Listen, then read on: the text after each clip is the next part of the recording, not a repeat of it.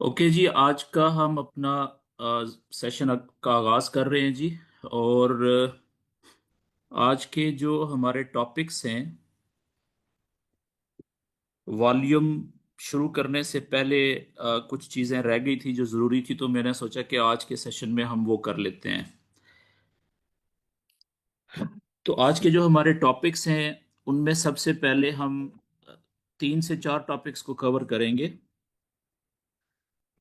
सबसे पहले तो हम देखेंगे कि ट्रेंड लाइंस क्या होती हैं, एक ट्रेंड लाइन क्या होती है। ठीक है, और उसके बाद फिर हम चैनल्स, एक वर्ड फॉरेक्स में बहुत ज़्यादा यूज होगा, चैनल। ठीक है, तो चैनल फॉर्मेशन क्या होती है, फॉरेक्स के अंदर चैनल का मतलब क्या होता है, तो ये भी टेक्निकल नॉलेज है।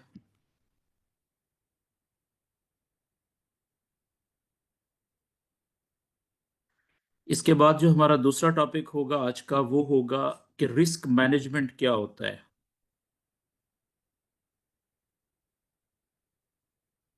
उसके बाद फिर ट्रेड, जब आप एक सेटअप में, आपको नॉलेज के मुताबिक कोई सेटअप मिलता है, उसमें आप बाय या सेल की ट्रेड लेते हैं नॉलेज के मुताबिक, तो उसके बाद से आपने उस ट्रेड को मैनेज कैसे करना होता है,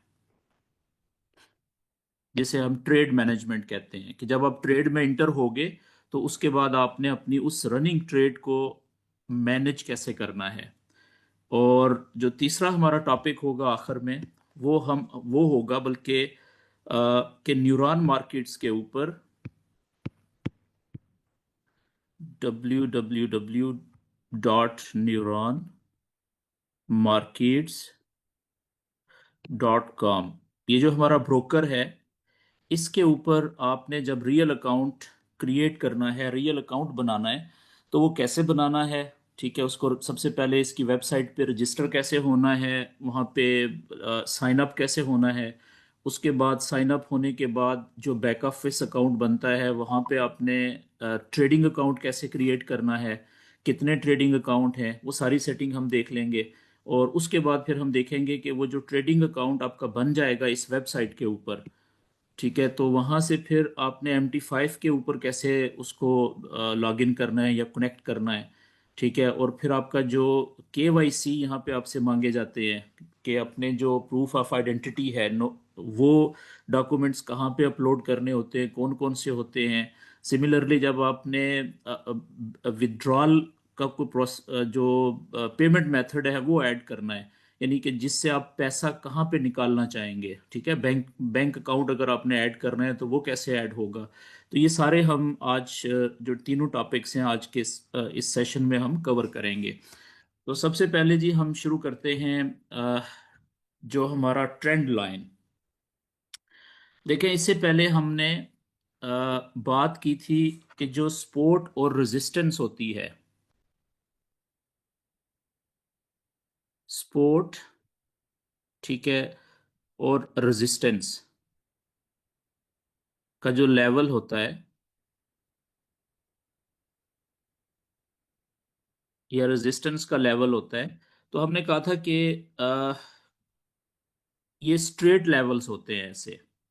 ठीक है, अब सपोर्ट का लेवल वो लेवल होता है जो कि कैंडल को ऊपर से नीचे आते हुए रोकने की कोशिश करता है, जो पास्ट में सक्सेसफुली नीचे जाने से रोक चुका होता है कैंडल को। तो इसलिए फिर एक्सपेक्टेशन होती है हमारी कि फ्यूचर में भी जब भी कैंडल नीचे से ऊपर जाएगी, सॉरी ऊपर से नीचे आएगी, तो वो उसको रोकने की कोशिश जरूर करता है। 50-50 चांसेस होते हैं। जैसे यहाँ से एक दफा यहाँ पे इसने सक्सेसफुली रोक दिया, तो अब ये हमारा सपोर्ट का लेवल बन गया। अब यहाँ से जब ये वापस ऊपर से जब भी कभी कैंडल्स आएंगी, तो हो यहाँ पे, ये क्योंकि सेकंड टाइम है, तो यहाँ पे जरूरी नहीं है कि ये लाजम रोके। ठीक है, सपोर्ट का लेवल यहाँ पे भी रोके, जिस जैसा इसने यहाँ पे रोका था, लेकिन यहाँ पे एटलीस्ट हमें पता है कि ये वाला जो पॉइंट है ना, ये हमारा एरिया ऑफ इंटरेस्ट है इस प्रीवियस एक्सपीरियंस की वजह से। तो यहाँ पे 50-50 चांसेस हैं, ठीक है, इस जगह पे।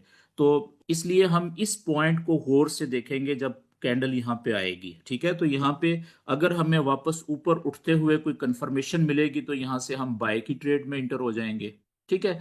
अगर कंफर्मेशन नहीं मिलती, हम बाय की ट्रेड में इंटर नहीं होंगे, 50% चांसेस ये भी तो हैं कि ये इसको तोड़ के सपोर्ट के लेवल को नीचे कैंडल क्लोज हो जाए। ठीक है, तो ये तो हमारा हो गया सपोर्ट का लेवल। इसी तरीके से हमारा जो रेजिस्टेंस का लेवल था वो भी सीधा था, स्ट्रेट लेवल हमने अप्लाई किए थे चार्ट के ऊपर। और उसका मतलब हमने ये लिया था कि जब भी प्राइस नीचे से ऊपर जाते हुए एक दफा सक्सेसफुली कहीं पे रुकती है।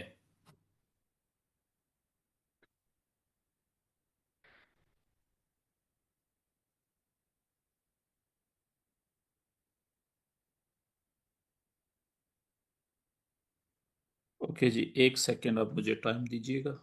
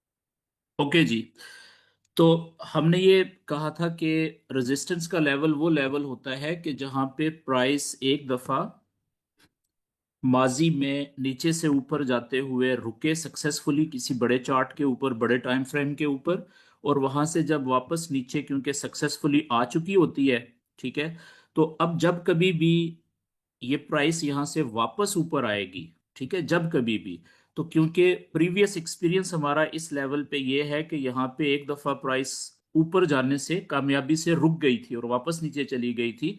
तो अब चांसेस ये हैं 50-50 कि अब दूसरी दफा जब यहाँ पे इसी लेवल के साथ रेजिस्टेंस के लेवल को हिट करेगी, तो यहाँ से 50% चांसेस ये हैं कि ये प्राइस वापस नीचे की तरफ आ जाएगी। ठीक है, और 50% चांसेस ये हैं कि ये प्राइस यहां से इसको ब्रेक करके ऊपर निकल सकती है। लेकिन ये रेजिस्टेंस के लेवल का हमें फायदा यहाँ पे ड्रॉ करने का ये हुआ था कि हम इस एरिया को हम बड़े इंटरेस्ट के साथ वॉच करें, इस जगह को, कि यहाँ से कैंडल का रिएक्शन कैसे होगा। ठीक है, अगर यहाँ से वापस नीचे की तरफ जाते हुए हमें कोई सेल की ट्रेड के लिए कंफर्मेशन मिलेगी तो हम सेल की ट्रेड में इंटर हो जाएंगे। ठीक है, तो ये हमारे इससे पहले जो हमने सपोर्ट एंड रेजिस्टेंस के लेवल्स पढ़े थे वो यूं सिंपल थे, स्ट्रेट लेवल्स। तो लेकिन फॉरेक्स के अंदर चार्ट्स के ऊपर कुछ सपोर्ट एंड रेजिस्टेंस के लेवल ऐसे होते हैं जो सीधे नहीं होते, बल्कि वो तिरछे हो सकते हैं, टेढ़े हो सकते हैं। ठीक है, अब मिसाल के वो कैसे होंगे, अब मैं उसकी तरफ हम चलते हैं जी जरा।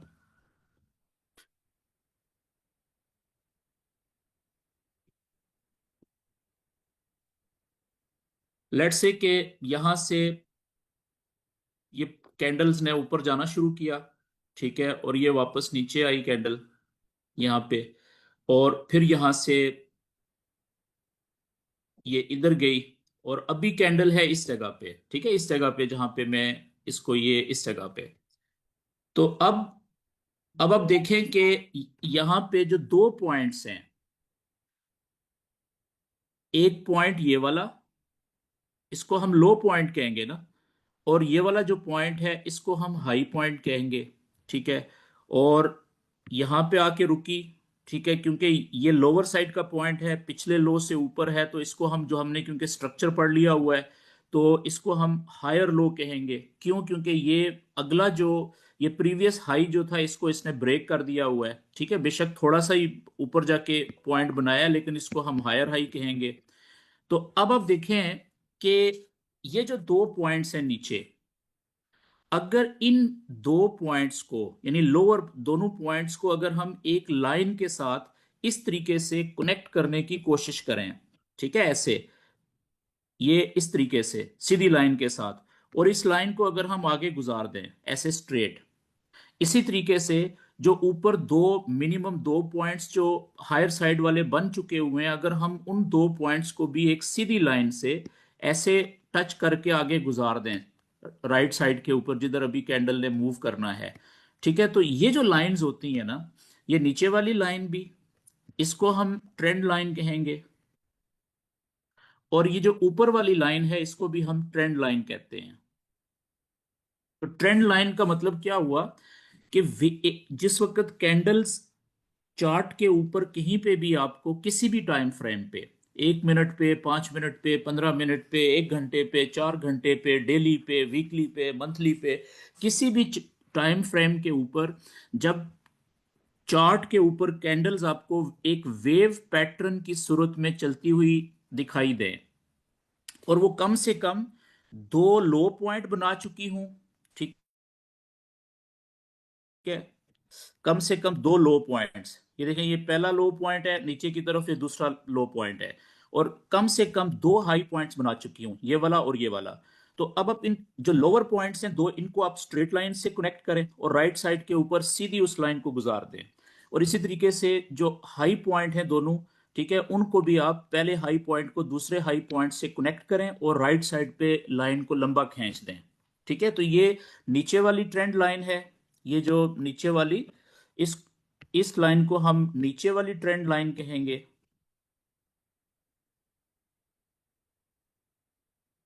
और ये जो ऊपर वाली लाइन है इसको हम ऊपर वाली ट्रेंड लाइन कहते हैं, अपर ट्रेंड लाइन।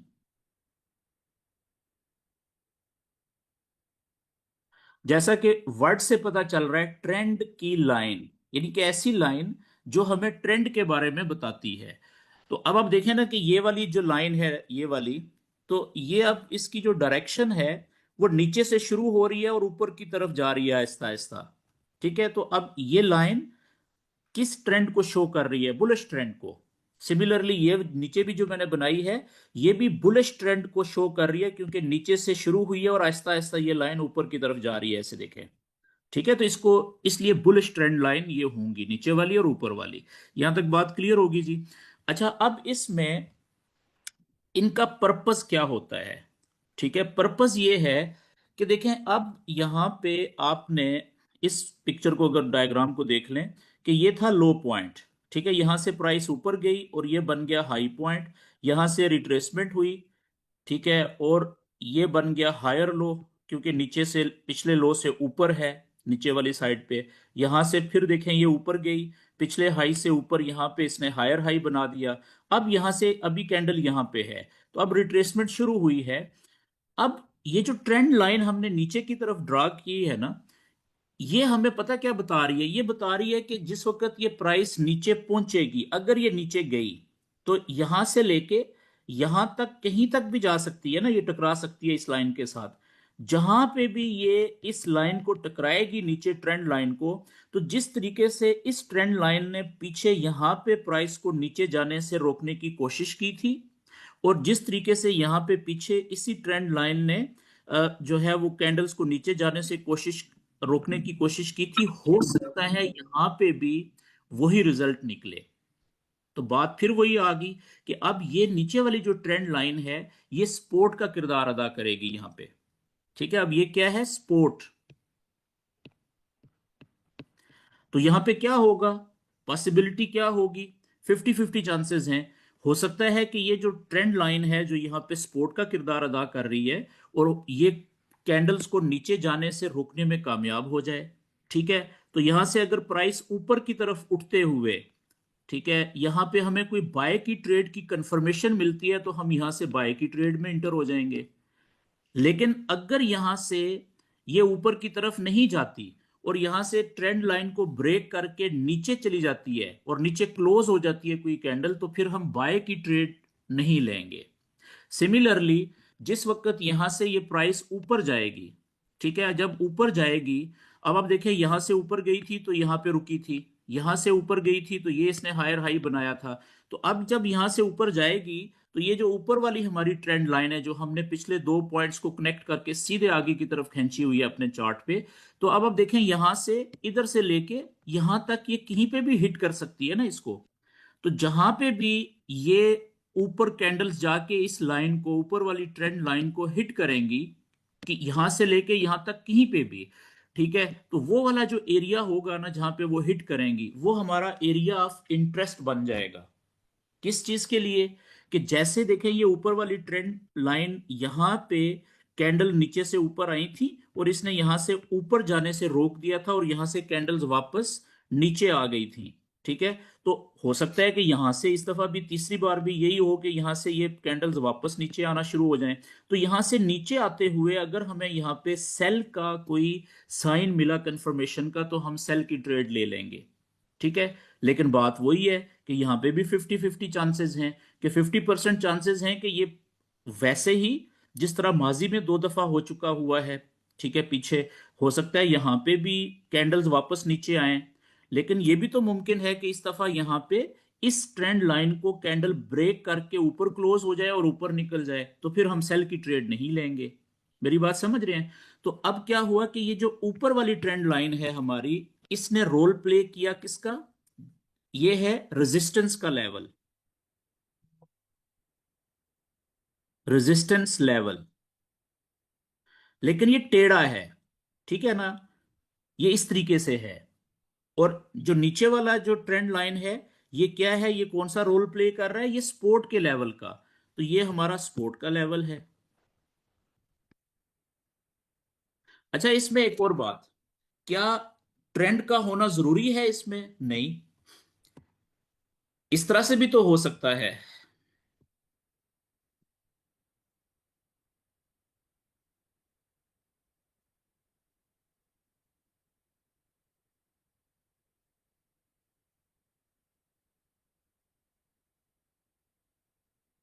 ठीक है, जरूरी तो नहीं है कि जो हर ट्रेंड जो है हर दफा वेव जो है वो हायर हाई बनाए और लोअर लो बनाए, ठीक है ना। इस तरह से भी हो सकता है। अब आप देखें ये क्या है, अब यहां पे आप एक लाइन को लें सीधी को, ये ऊपर ट्रेंड लाइन, इसका कलर चले हम यही रखते हैं। अब आप देखें कि मैं क्या करता हूं कि मैं कम से कम दो पॉइंट्स ऊपर की तरफ, एक ये हाई पॉइंट और एक ये हाई पॉइंट, वो बन चुके होने चाहिए वेव के, ठीक है। तो क्योंकि ट्रेंड लाइन के लिए जरूरी होता है कि दो हाई पॉइंट होने चाहिए जो बन चुके हों और कम से कम दो लो पॉइंट्स होने चाहिए जो बन चुके हों। अब ये देखें, ये दो पहले हाई पॉइंट को मैंने दूसरे हाई पॉइंट के साथ कनेक्ट किया और राइट साइड के ऊपर मैंने उसको सीधा खींच दिया, ठीक है। ये हमारी ऊपर वाली ट्रेंड लाइन हो गई।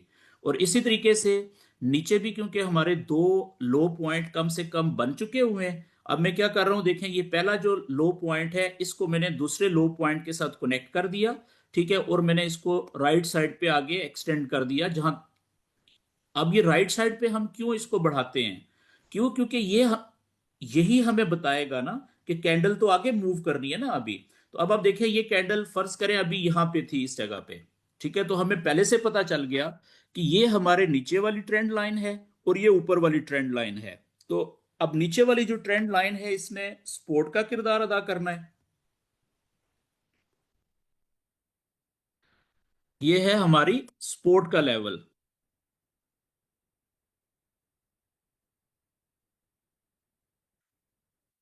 और जो ऊपर वाला हमारा ये वाली ट्रेंड लाइन है ये हमारा रेजिस्टेंस का लेवल है जी।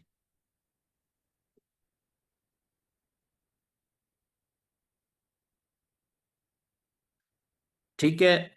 और एक और बात, कि अब जिस वक्त यहां से,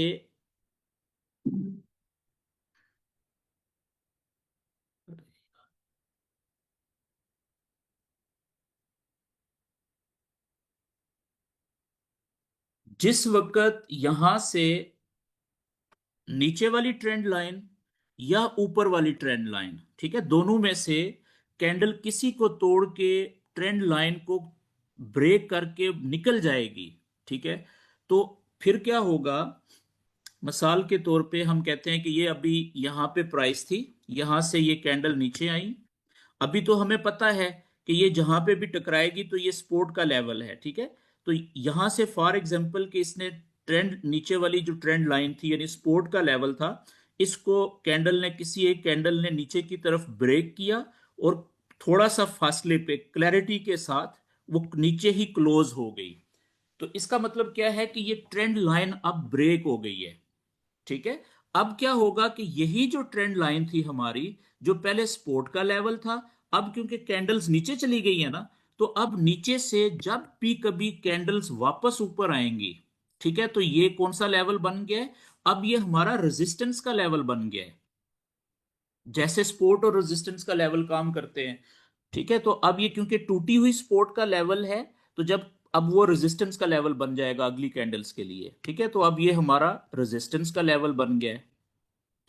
तो इसी तरीके से अगर कैंडल ऊपर की तरफ यहां से ऊपर जाती है, और ये हमारा रेजिस्टेंस का लेवल तोड़ के कैंडल ऊपर निकल जाती है, और कोई एक कैंडल क्लैरिटी के साथ थोड़ा वाज़ह फासले के ऊपर बाहर क्लोज हो जाती है, तो अब हमारा ये जो ऊपर वाली ट्रेंड लाइन थी, जो अभी रेजिस्टेंस के लेवल लेवल के तौर पे काम कर रही थी, वो क्योंकि ब्रेक हो गई, ठीक है। तो अब जब भी कभी कैंडल वापस आएंगी नीचे की तरफ, तो यही हमारी जो ट्रेंड लाइन थी, जो पहले रेजिस्टेंस का किरदार अदा कर रही थी, अब ऊपर से वापस जो कैंडल्स आएंगी तो उनके लिए ये क्या करेगी, ये सपोर्ट का किरदार अदा करेगी। अब ये सपोर्ट का लेवल बन गया, नीचे जाने से रोकेगी।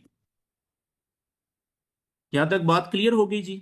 अच्छा, अब याद रखें कि जब भी कभी हम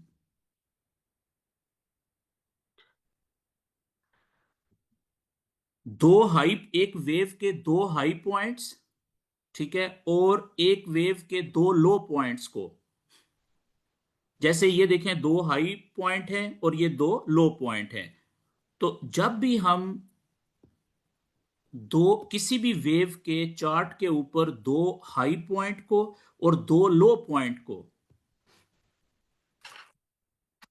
जैसे अब मिसाल के तौर पे हम थोड़ा सा डिफरेंट एक बनाते हैं ट्रेंड लाइंस। जैसे ये प्राइस आ रही है ऊपर से नीचे की तरफ, ठीक है, ये इस तरीके से। मिनिमम तो हमें दो हाई पॉइंट्स चाहिए होते हैं, ये, ठीक है, कम से कम हमें दो हाई पॉइंट्स चाहिए होते हैं ना ट्रेंड लाइन ड्रा करने के लिए। अब देखें यहां पे तो तीन हाई पॉइंट हो गए तो बहुत अच्छी बात है, और नीचे की तरफ दो लो पॉइंट है देखें, और तीसरा अभी फर्ज करें कैंडल इधर है कहीं पे। तो अब हम क्या करेंगे कि हम अब यहां पे अब देखें ये ऊपर ऊपर वाली साइड पे हमारे पास तीन हाई पॉइंट बन गए हैं, और नीचे वाली साइड पे अभी फिलहाल दो हाई पॉइंट, दो लो पॉइंट्स हैं। तो हम क्या करेंगे कि यहाँ पे ट्रेंड लाइन कुछ इस तरीके से ड्रा करेंगे। ये पहला हाई पॉइंट जो है, यहां से हम लाइन को शुरू करेंगे, ठीक है। अच्छा, ये जरूरी नहीं होता कि सारे हाई पॉइंट्स इस लाइन के साथ टच हो जाएं। ऐसा भी होगा जिस वक्त आप देखेंगे कि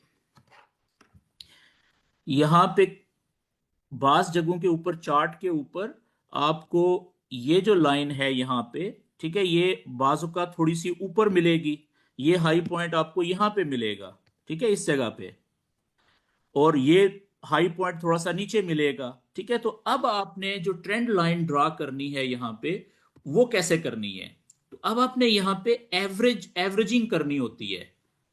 क्या करना होता है, एवरेजिंग करनी होती है। कैसे, कि अब देखें एक हाई पॉइंट ये है, एक हाई पॉइंट ये है, और एक हाई पॉइंट ये है, ये तीन हाई पॉइंट्स हैं। तो अब आप ये जो ट्रेंड लाइन होती है ना, याद रखिएगा ये सीधी रहती है, चाहे आप इसको ऐसे कर दें, ऐसे कर दें, ऐसे कर दें, ऐसे कर दें, ये रहेगी सीधी, ठीक है। तो अब आपने इन तीन जो पॉइंट्स हैं, हाई पॉइंट्स, एक ट्रेंड लाइन से तीनों हाई पॉइंट्स को आप टच तो कर नहीं सकते। तो अब आपने यहां पे दो, ज्यादा से ज्यादा हाई पॉइंट्स को टच करने की कोशिश करनी है। तो वो ज्यादा से ज्यादा दो पॉइंट्स कितने टच होंगे, दो ही होंगे ना। चाहे तो वो यहां से आप इस ट्रेंड लाइन को इस तरह से कर लें, ये पहले जो दो हाई पॉइंट हैं, ठीक है, ये वाले, ये इस तरीके से टच कर लें, ठीक है। तो ये आपकी ट्रेंड लाइन फिर इस तरीके से बनेगी, ऐसे आगे की तरफ चली जाएगी, ठीक है। या फिर अब क्या करें कि ये जो दो हाई पॉइंट्स हैं इनको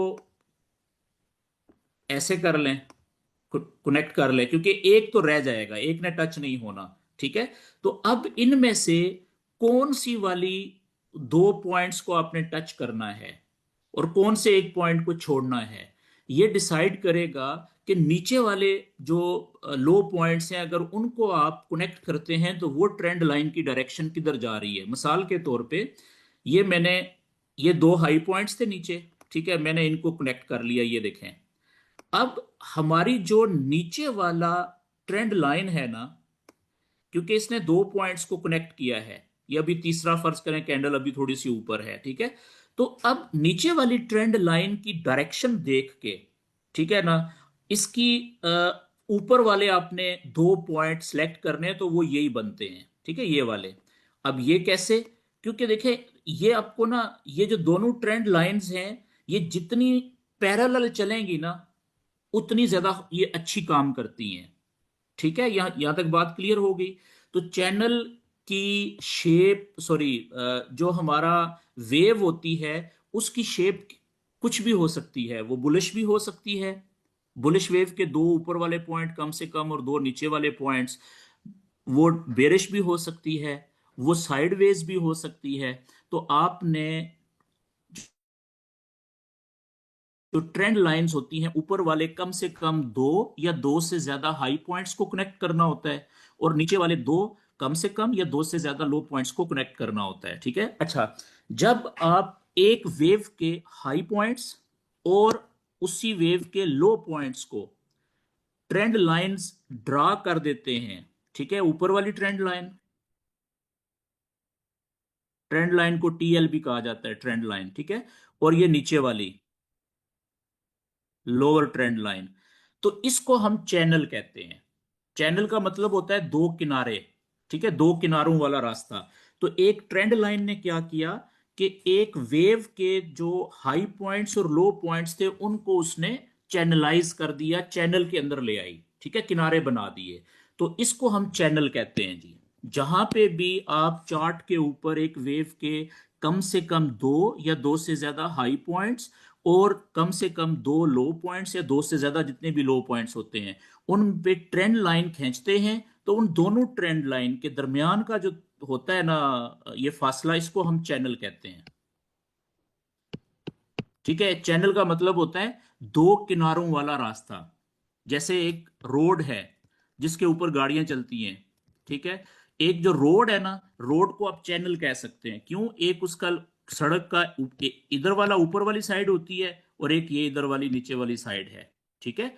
तो क्योंकि चार्ट के ऊपर तो कैंडल्स चलती हैं, तो कैंडल्स के चलने के रास्ते के ऊपर एक हाई पॉइंट्स होते हैं और दूसरा लो पॉइंट्स होते हैं। तो जब आप दोनों को ट्रेंड लाइन से आप उनको चैनल की सूरत में ले आते हैं, यानी उनको रास्ता पक्का बना देते हैं, ठीक है, तो वो चैनल बन जाता है, दो किनारों वाला रास्ता, कैंडल जिसके अंदर चलती हैं। ये बात क्लियर होगी जी। अच्छा, अब हम जल्दी से जरा अगर चार्ट के ऊपर जाएं।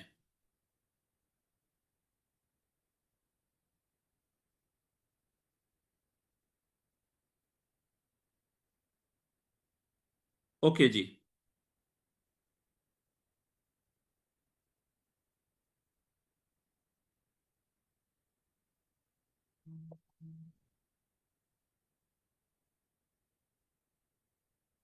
अब देखें हम, ये हमारा 1 घंटे का, या चले मैं 4 घंटे का चार्ट ओपन कर लेता हूं। ये आप चेक करें यहां पे, ठीक है।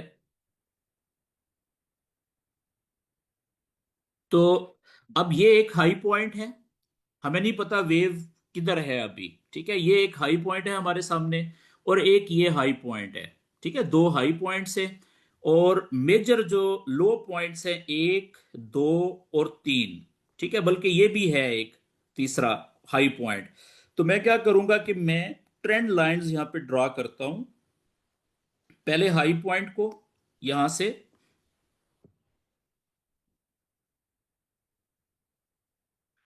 ये देखें, पहले हाई पॉइंट के ऊपर यहां पे ट्रेंड लाइंस एक क्लिक मैंने किया, और दूसरा ये देखें हाई पॉइंट, ये दूसरा अगला भी है, इसको भी मैंने टच कर लिया और मैं ट्रेंड लाइन को आगे लेके जाता हूं सीधा, ताकि वो दोनों हाई पॉइंट डिस्टर्ब ना हो।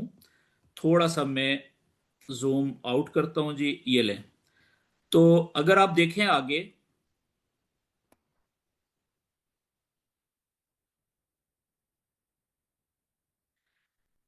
जिस वक्त ये पहला हाई पॉइंट आपके सामने बना था और आगे दूसरा हाई पॉइंट बन गया था, तो आपने इन दो पॉइंट्स को ही कनेक्ट करके लाइन को, ट्रेंड लाइन को ऐसे ही आगे गुजारना था ना। ये गुजर रही थी आगे, देखें, ठीक है। और उसमें देखें ये तीसरा जो पॉइंट था, यहां पे जब इसी ट्रेंड लाइन को नीचे से जाके कैंडल ने टच किया, तो देखें कितना प्राइस में ड्रॉप दिया इसने, ठीक है, यहां से लेके यहां तक।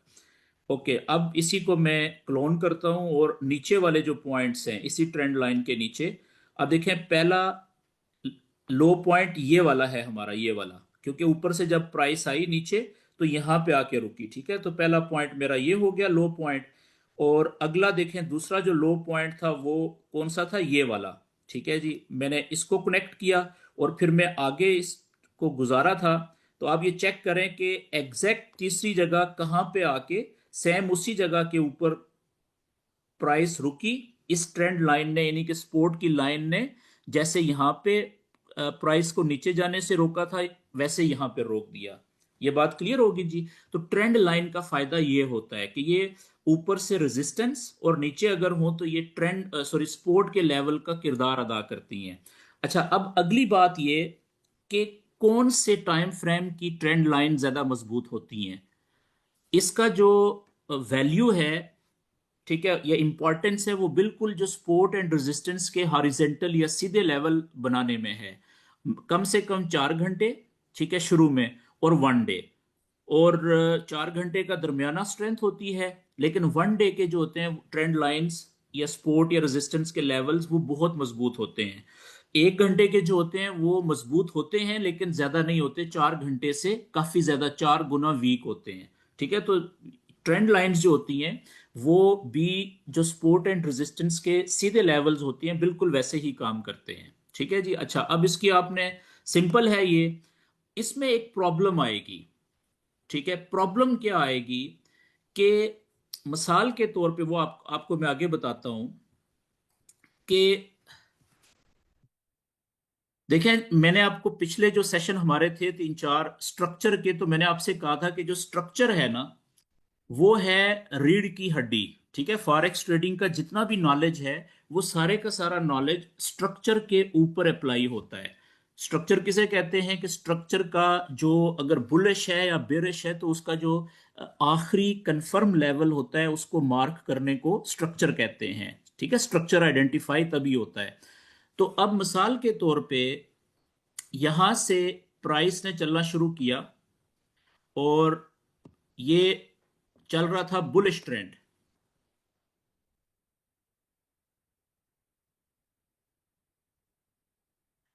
ठीक है। ये प्राइस गई और यहां से अब वा, वापस आई, ठीक है। अब अगर तो आपने सिर्फ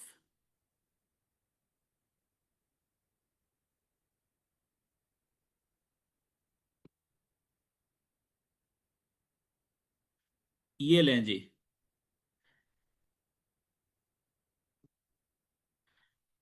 अगर आप सिर्फ चैनल के ऊपर काम करेंगे, ठीक है, तो अब यहां पे आपने ट्रेंड लाइन कैसे ड्रा करनी थी। ये देखें, हाई पॉइंट है पहला और ये दूसरा हाई पॉइंट है, ये आपने ऊपर वाली ट्रेंड लाइन ये ड्रा कर दी, ठीक है। ये इस तरीके से, इसको मैं थोड़ा सा नीचे ले आता हूं, ये लें जी।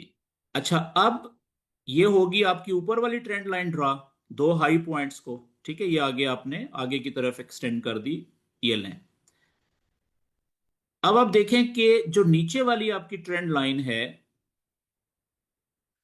वो एक पहला लो पॉइंट ये है, ये वाला, और अगला जो दूसरा लो पॉइंट है वो ये वाला है, ठीक है। तो ये आप ऐसे ड्रा करेंगे ना, ये आपकी ट्रेंड लाइन होगी और ये आपने चैनल बना दिया। अब चैनल का प्रॉब्लम क्या रहता है, चैनल का प्रॉब्लम ये रहता है कि ये कभी भी आपको ये नहीं बताएगा। आप जैसे देखें यहां पे इसने सपोर्ट का लेवल ब्रेक कर दिया, इस जगह पे ये देखें ये ब्रेक कर दिया, नीचे आ गई है, ठीक है। तो अब है तो ये बुलिश वेव, क्योंकि देखें नीचे से ऊपर की तरफ जा रही है, ये चैनल जो है बुलिश चैनल बना हुआ है, ठीक है। लेकिन ये आपको अंधेरे में रख रहा है इस जगह के ऊपर। तो जैसे ही यहां से चैनल, लेट से कि ये 4 घंटे का चैनल था, आपने बनाया हुआ 4 घंटे के चार्ट के ऊपर, तो जैसे ही अगर आप सिर्फ चैनल के ऊपर रिलाय कर रहे होंगे, तो यहां से कैंडल ने देखें ना सिर्फ नीचे क्लोज हुई है बल्कि काफी नीचे आ गई है कैंडल्स। तो अब यहां पे तो आप परेशान हो जाएंगे कि बुलिश चैनल ब्रेक हो गया जी, अब सेल की ट्रेड पकड़े, ये तो नीचे जा सकती है प्राइस, ठीक है जी। अब और आप क्या करेंगे कि आप यहां पे फौरन क्या करेंगे कि ये देखें ऊपर से आप दूसरा चैनल बनाना शुरू करेंगे। इसकी मैं कलर चेंज कर देता हूं। अब आप देखें, आप ये समझेंगे कि ये जो चैनल है अब दूसरा शुरू हो गया है, बुलिश से निकल के पहला हाई पॉइंट आप ये लेंगे यहां से, ये पहला हाई पॉइंट, ये दूसरा हाई पॉइंट, ठीक है, ये वाला, और इसको आप ऐसे ड्रा करेंगे ये इस तरीके से। और नीचे वाले अभी जो हाई लो पॉइंट है वो अभी एक ही बना है, आप वेट करेंगे कि दूसरा कहीं पे बने तो फिर वो ड्रा करेंगे, ठीक है। अब आप देखें कि अगर चैनल के अंदर आपको स्ट्रक्चर मार्किंग भी आती हो, ठीक है ना, तो आप क्या करेंगे कि देखें ये था पहला लो पॉइंट, नीचे से कैंडल ऊपर, ये प्राइस ऊपर गई थी, ठीक है, ये इधर से लो, ये लो था, मैं इसकी मार्किंग करता हूं। तो आपको पता चलेगा कि जो लेवल मार्किंग है या स्ट्रक्चर आइडेंटिफिकेशन है वो क्यों ज्यादा इंपॉर्टेंट होती है। ये लो पॉइंट था जी, यहां से प्राइस ऊपर गई तो ये हाई था। ये आप देखें यहां पे पिछले लो से ऊपर ये क्या बना, हायर लो। कब हायर लो बन गया था, जब इसने ऊपर जाते हुए प्रीवियस हाई को ब्रेक कर दिया था यहां पे, ठीक है। तो ये हायर लो हो गया था। और हमने क्या किया था, जब ये हायर लो यहां पे बना था, हमने सिर्फ इसको मार्क नहीं किया था, बल्कि हमने यहां पे अपने चार्ट के ऊपर इसको बाकायदा हमने ड्रा कर लिया था, लेवल को बाकायदा हमने ड्रा किया था यहां पे, ये इस जगह पे ऐसे, ठीक है। और इसको हमने नाम क्या दिया था कि ये हमारा आखिरी अभी तक का जो बुलिश स्ट्रक्चर है इसका लेटेस्ट कंफर्म हायर लो है, ठीक है ना। इसको हमने ये नाम दिया था और यहां पे हमने लिख भी लिया था, अगर आपको याद हो, अगर आपने प्रैक्टिस की हुई थी तो हमने यहां पे लिखा था कंफर्म हायर लो। और आगे हमने अपना जो भी टाइम फ्रेम था, लेट से 1H है या 4H है, वो लिख लिया था, ठीक है। अब देखें, अगर आपने ये लेवल मार्क किया हुआ था तो आपको पता था कि जब तक ये लेवल नीचे ब्रेक ना हो जाए, जब तक कोई भी कैंडल इस लेवल को, ठीक है, जो हमारा बुलिश स्ट्रक्चर का कंफर्म हायर लो है, लेटेस्ट आखिरी यही है, ठीक है, जब तक कोई कैंडल इसको नीचे क्लोज ना कर दे, ब्रेक करके नीचे कैंडल क्लोज ना हो जाए क्लैरिटी के साथ वाजिया फासले पे, उस वक्त तक ये प्राइस बाय है। और हमने ये भी पढ़ा था कि यहां पे अगर हमें कंफर्म लेवल के ऊपर से अगर ऊपर उठते हुए कोई साइन मिल जाए कंफर्मेशन का बाय की ट्रेड के लिए, तो यहां से हम बाय की जो ट्रेड लेंगे वो सबसे ज्यादा आइडियल ट्रेड होगी हमारी, ऐसा ही है ना। फिर हमने ये भी कहा था कि यहां से ज्यादातर चांसेस होते हैं कि जब प्राइस ऊपर उठेगी तो उसका पहला टारगेट जो है वो ये वाला नहीं होगा, ठीक है, सॉरी, ये वाला नहीं होगा जो लेवल टूटा हुआ था, ये वाला नहीं है, बल्कि जहां से प्राइस नीचे आई थी, अगला जो हमारा हायर हाई था, ठीक है, वहां वो हमारी पहली टीपी होगी, ये हमारी टीपी 1 होगी। और इससे भी ऊपर हमने इस इंपल्स वेव के ऊपर हमने फिबोनाची जो इंडिकेटर है वो लगाया था, तो उसने हमें यहाँ पे -27% का एक लेवल दिया था। तो हमने कहा था कि ज्यादा चांसेस होते हैं कि हमारी ये वाली जो टीपी है ना, टीपी 2, ये भी हिट होती है, ठीक है, ये वाली भी। तो 70-80% चांसेस होते हैं कि ये भी हिट हो जाती है, ठीक है। तो अगली टीपी हमारी यहां पे थी। तो कहने का मतलब ये हुआ कि ये जो ट्रेंड लाइंस हैं इनसे भी आप फायदा उठा सकते हैं, लेकिन इनसे आप भरपूर फायदा तब उठा सकते हैं जब आपको लेवल मार्किंग आती हो, अपने अपने चार्ट के ऊपर आपने लेवल्स जो है उनको मार्क करके रखा हो। बुलिश का भी और बेरिश का भी, और एक ही लेवल मार्क करना होता है आखिरी। अच्छा, ये बात क्लियर होगी जी। अच्छा, अब आगे हम बढ़ते हैं।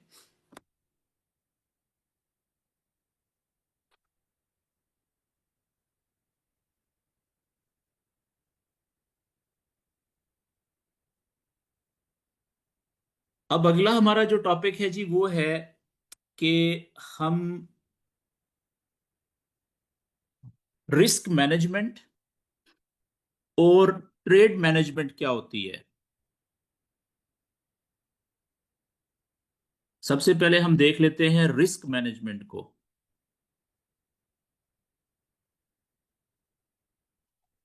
ठीक है जी, बहुत सिंपल है।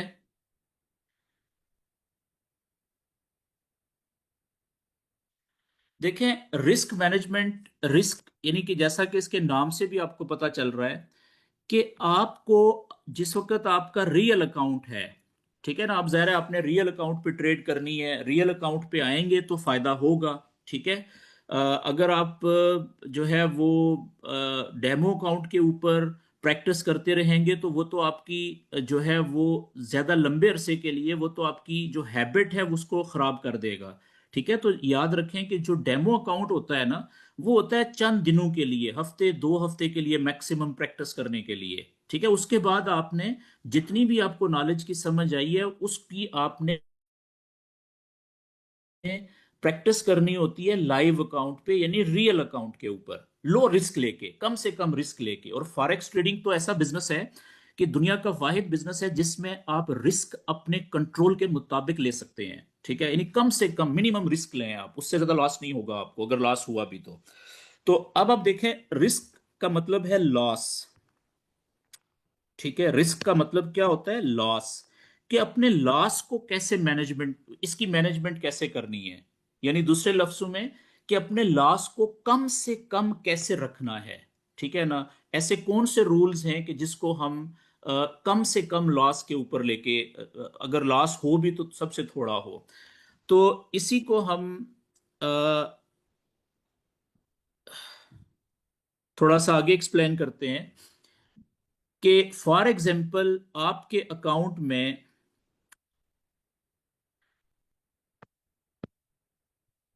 तो फॉरेक्स में रिस्क का मतलब मैंने आपको बता दिया, लॉस होता है।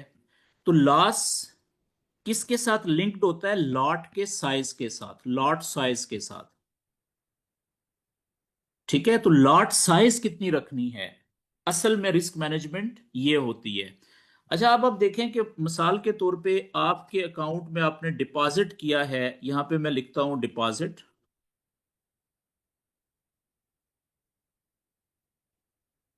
और यहां पे मैं आगे लिख देता हूं लॉट का साइज,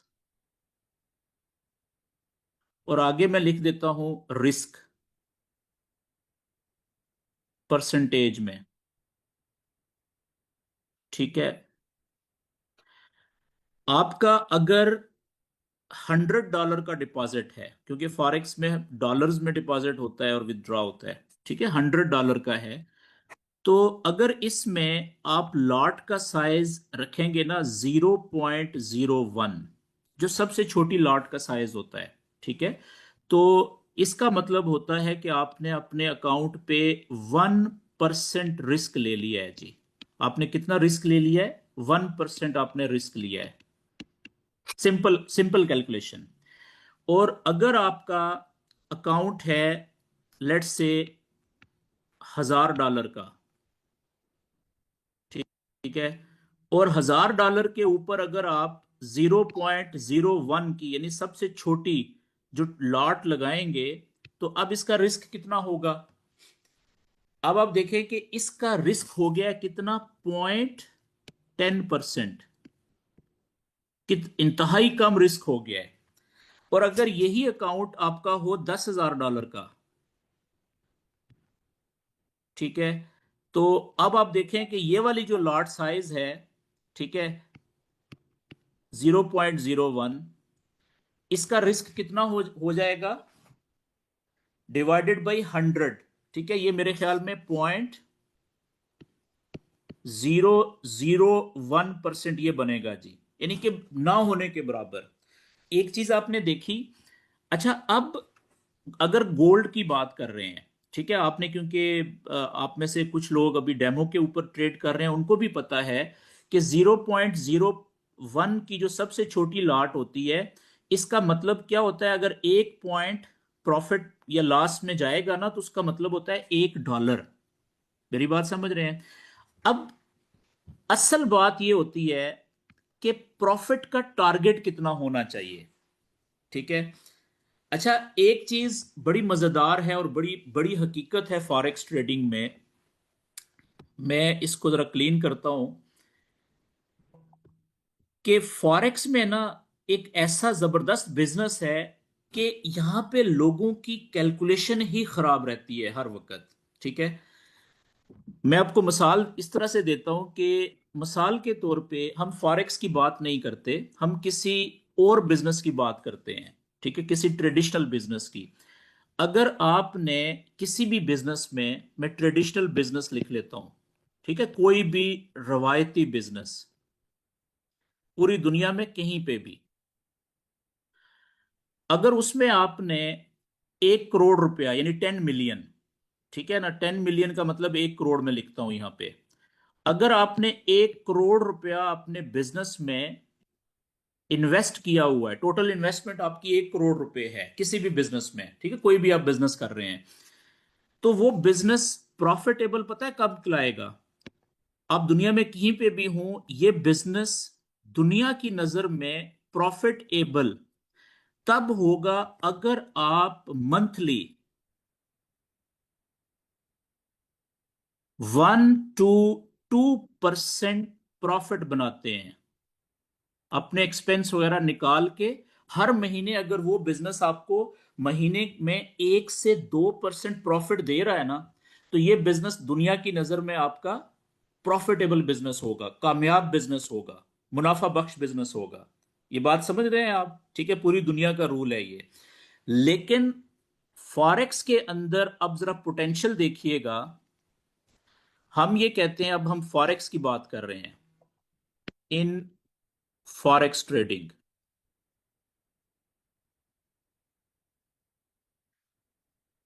कि अगर आपका डिपॉजिट है, मैं यहां पे डिपॉजिट लिखता हूं,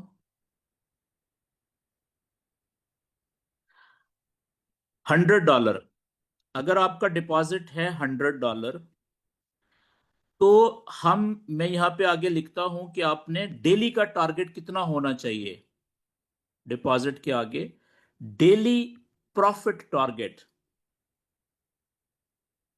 प्रॉफिट टारगेट और परसेंटेज में, ठीक है।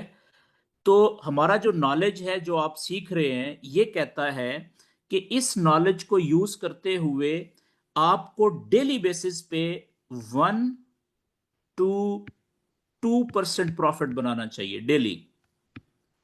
अब आप देख रहे हैं कि दुनिया के किसी भी कामयाब बिजनेस में जो प्रॉफिट आपको एक महीने में होना चाहिए, ठीक है, होता है ज्यादातर 90% से ज्यादा बिजनेसेस में। फॉरेक्स में जो बेसिक रूल्स को अगर आप अप्लाई कर लें, बेसिक नॉलेज को, तो उतना प्रॉफिट आप, नॉलेज कहता है कि डेली आप इतना प्रॉफिट आराम से बना सकते हैं, 1 to 2%, इससे ज्यादा मत जाएं, कम से कम रिस्क लेके, ठीक है। अब आप देखिएगा कि यहां पे अगर आप लॉट का साइज लिख लें, यहां पे हम लॉट साइज, जो हमने रिस्क की बात की थी, ठीक है, और ये 1% रिस्क से ज्यादा नहीं लेना, नॉलेज ये भी कहता है 1% रिस्क ही लेना है, तो वो रिस्क जुड़ा हुआ होता है लॉट के साइज से। तो ये $100 का 1 to 2% कितना बनता है जी? $100 का 1 to 2% कितना बनता है? $1 से $2 डेली के, ठीक है।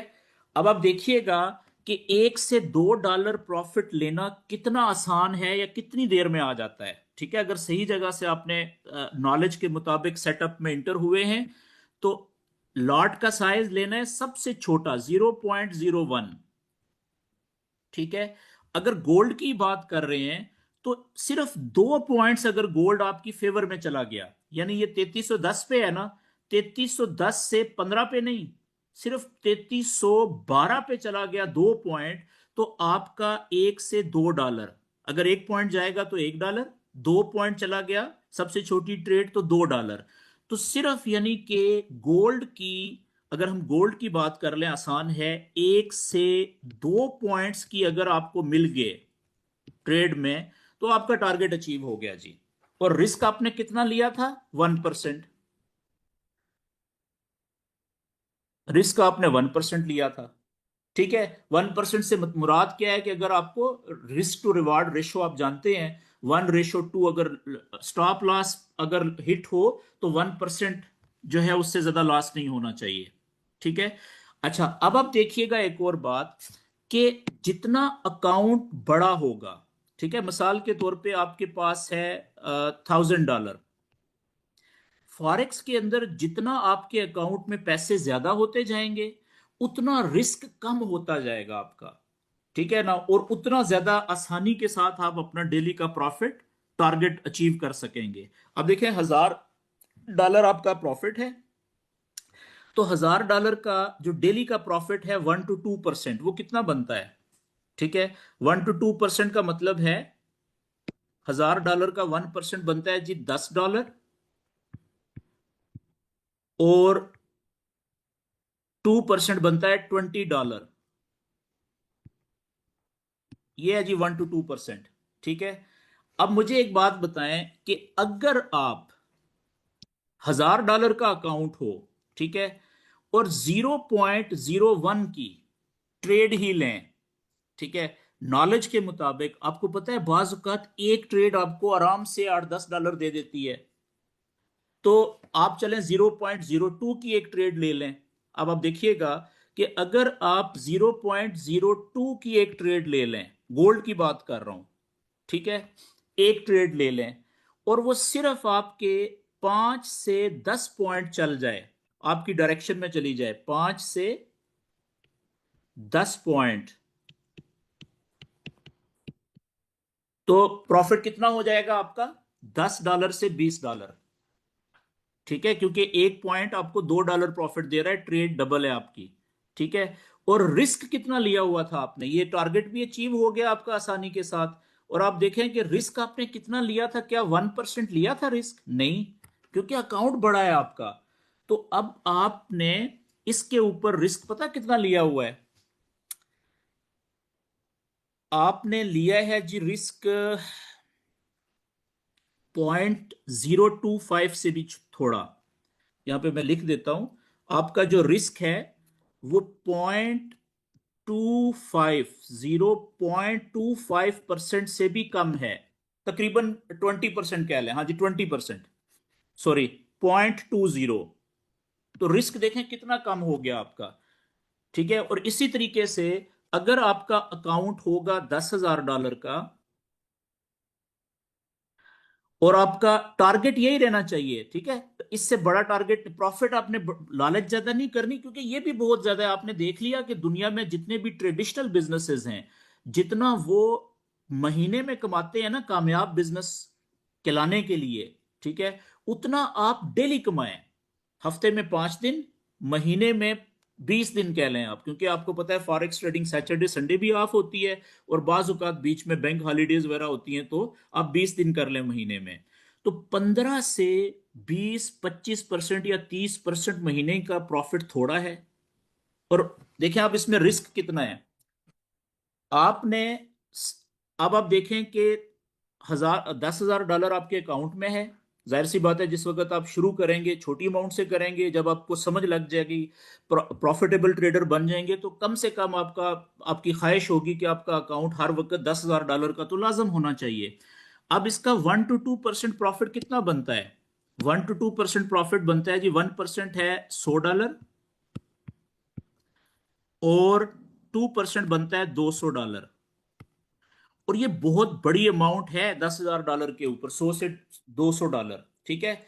अब आप देखिएगा, आप 100 से 200 डॉलर कम अर्न करने के लिए, जहां पे आपको ट्रेड नॉलेज तो यही है ना, या आगे जो आप सीखेंगे मजीद एडवांस, उससे और बेहतर आपकी एक्यूरेसी हो जाएगी। तो आप इस तरह करें कि आप 10 सेंट की ट्रेड ले लें, 0.10 की, सही जगह से, ठीक है। बल्कि आप इस तरह करें कि 20 सेंट की ले लें जी, ये लें 20 सेंट की कर लें, 0.20 की, ठीक है। अब सिर्फ वही 5 से 10 पॉइंट अगर आपकी फेवर में चली गई, गोल्ड की एग्जांपल इसलिए दे रहा हूं क्योंकि ये इजी है समझने के लिए। तो आपको पता है कि आपका 20 सेंट में 1 पॉइंट बराबर होता है $20 के। तो 5 पॉइंट अगर आपकी फेवर में जाएगी तो $100, और 10 पॉइंट आपकी फेवर में जाएगी तो $200। आपका टारगेट डेली का पूरा हो गया है। और 20 सेंट की ट्रेड ली थी आपने $10,000 के अकाउंट पे, तो आपका रिस्क पता है आप कितना इन्वॉल्व किया था आपने? इंतहाई कम। कितना? वो इससे भी कम, ठीक है, 0.20 से भी कम। अब आप देख लें कि ये ऑलमोस्ट मेरे ख्याल में 0.10% रिस्क बनता है जी। तो ये रिस्क कुछ भी नहीं है। यानी फॉरेक्स के नॉलेज के मुताबिक कभी भी आपके अकाउंट पे आपने 1% से ज्यादा रिस्क नहीं लेना, ठीक है। अब इतनी मैंने आपको एग्जांपल्स दी हैं, ठीक है, 3 एग्जांपल्स दी हैं, इनमें आप देख लें, सबसे छोटे अकाउंट की भी दी है, तो उसमें भी 1% रिस्क हमने लिया है सिर्फ। क्यों? क्योंकि वो 0.01 की लॉट से छोटी लॉट होती ही नहीं है, ठीक है। तो इसलिए हम कहते हैं कि $100 अगर कोई बंदा अफोर्ड कर सकता है ना, अगर कोई इजीली अफोर्ड कर सकता है, तो 100 की जगह $200 कर ले, वो ज्यादा बेहतर है। क्यों? क्योंकि उसका यही सबसे छोटी ट्रेड लेने के लिए उसका रिस्क कितना इन्वॉल्व होगा? 0.5%, ठीक है। 1% रिस्क नहीं लेगा वो, ठीक है। टारगेट बढ़ा ले वो 1 to 2%, ये $2 से $4 हो जाएगा, ठीक है। 3-4 पॉइंट तो आपको पता है वैसे ही मिल जाते हैं सही सेटअप में, कम से कम भी। अच्छा, ये बात समझ आ गई जी। तो इसको रिस्क मैनेजमेंट ये है कि आपके अकाउंट में पैसे कितने हैं, ठीक है, डिपॉजिट कितना है, और आपने जो टारगेट को, अच्छा ज्यादातर जो लोग होते हैं ना फॉरेक्स में जो नुकसान कर रहे होते हैं, उनको अपने डेली के टारगेट का ही नहीं पता होता, ठीक है। ऐसे ऐसे भी हमारे दोस्त हैं बादशाह किस्म के, कि $100 का अकाउंट होता है, ठीक है, $100 का। अच्छा, वो $10 से $20 एक दिन में प्रॉफिट बना चुके हैं, ठीक है। लेकिन वो बस नहीं कर रहे, वो कहते हैं नहीं मैंने और ट्रेड करनी है और प्रॉफिट बनाना है। तो याद रखने वाली बात यह है कि अगर आप शुरू के 3 महीने, ठीक है, शुरू के कम से कम 3 महीने इस टारगेट के ऊपर और इस लॉट साइज के ऊपर और इस रिस्क मैनेजमेंट के मुताबिक नहीं चलेंगे ना, तो याद रखें कि ये फॉरेक्स में अगर आपके पास अरबों रुपया भी हो ना, तो वो नजर नहीं आता, ठीक है। यानी कि हम ऐसे, हमारे साथ ऐसे ऐसे लोग जिनको मैं जानता हूं, हो सकता है आप अगर कुछ थोड़े से पुराने हैं फॉरेक्स में तो आप भी जानते होंगे, कि जिन्होंने करोड़ों रुपए का नुकसान किया हुआ है फॉरेक्स में। क्यों नुकसान किया? बुनियादी वजह यह थी कि उनको, ऐसा नहीं है कि उनको मार्केट ने प्रॉफिट नहीं दिया था, प्रॉफिट दिया था, लेकिन वो थोड़े वक्त में बहुत ज्यादा प्रॉफिट, यानी कि वो अपना जो सदियों का नुकसान था ना जिंदगी का, वो बस एक दिन में, 2 दिन में, या एक हफ्ते में यहां से फॉरेक्स से निकालना चाह रहे थे, पूरा करना चाह रहे थे, ठीक है। तो इसलिए ये आपने जहन में रखना है कि फॉरेक्स जो ट्रेडिंग की मार्केट है, इसमें एक दिन में, ठीक है, $10 ट्रिलियन से ज्यादा का वॉल्यूम ट्रेड होता है, ठीक है, डेली। ये थोड़ा सा आपको मैं दोबारा बता दूं ताकि आपको आइडिया हो कि फॉरेक्स में डेली कितना, 10, एवरेज की बात कर रहा हूं, ट्रिलियन, बिलियन नहीं है, $ट्रिलियन, अमेरिकन डॉलर से ज्यादा। ये पता कितना बनता है? 1 ट्रिलियन में 1,000 अरब डॉलर होता है, ठीक है। तो ये कितना हो गया? 10,000 बिलियन, यानी अरब डॉलर से ज्यादा एक दिन में वॉल्यूम इसकी बाइंग और सेलिंग होती है फॉरेक्स ट्रेडिंग में। तो अब आप अंदाजा लगाएं कि इसमें अगर आपके पास या मेरे पास $10 मिलियन का अकाउंट हो, ठीक है ना, यानी चलें $1 मिलियन का अकाउंट हो, $10 लाख का, वो नजर आएगा इसमें? उसका तो पता भी नहीं चलेगा। तो इसलिए आपने कभी भी कम से कम शुरू के जो पहले 3 महीने हैं, ठीक है, पहले 3 माह आपने ये जो रिस्क मैनेजमेंट है ना, इसको लाजम फॉलो करना है। यानी डेली आपका जो प्रॉफिट का टारगेट है वो 1 to 2% से ज्यादा नहीं होना चाहिए। जैसे ही 1% आसानी से मिल गया, किसी दिन आसानी से 2% मिल गया, ट्रेड क्लोज, उस दिन कोई ट्रेड नहीं करें, अगले दिन का वेट करें। ठीक है जी। अच्छा, आगे जी हम आ जाते हैं ट्रेड मैनेजमेंट के ऊपर, जल्दी से मैं बात कर लूं। देखें, ये तो आप सब दोस्तों को पता है कि जो ट्रेड अगर आपने एरिया ऑफ इंटरेस्ट से, ठीक है, सही अच्छी जगह से नॉलेज के मुताबिक वहां से आप ट्रेड में इंटर हो गए। मिसाल के तौर पे अगर मैं यहाँ पे आपको एक एग्जांपल दूं, इस जगह पे 1 घंटे के चार्ट पे हम आ जाते हैं। ठीक है, यहाँ पे आप देखें अब क्या हो रहा है कि स्ट्रक्चर जो हमारा है वो ये बता रहा है कि यहां से प्राइस बेरिश ट्रेंड में आ रही है। ठीक है, यहां से आप देखें, ये प्रीवियस हाई था, ये लो बनाया इसने यहाँ पे, ये पिछले हाई से नीचे लोअर हाई बनाया और ये लो पॉइंट को तोड़ा और ये लोअर लो बना दिया। ठीक है, तो बेरिश स्ट्रक्चर चल रहा है। अब यहाँ पे आखिर में आ जाए, चले यहाँ पे जरा ताजा मिसाल है। अब हमें पता है कि ये इसका प्रीवियस लो है यहाँ पे। ठीक है, यहां से प्राइस वापस ऊपर गई और ये देखें, ये लेवल मार्क हुआ हुआ है, ये वाला ये क्या है, ये कंफर्म लोअर हाई है 1 घंटे का।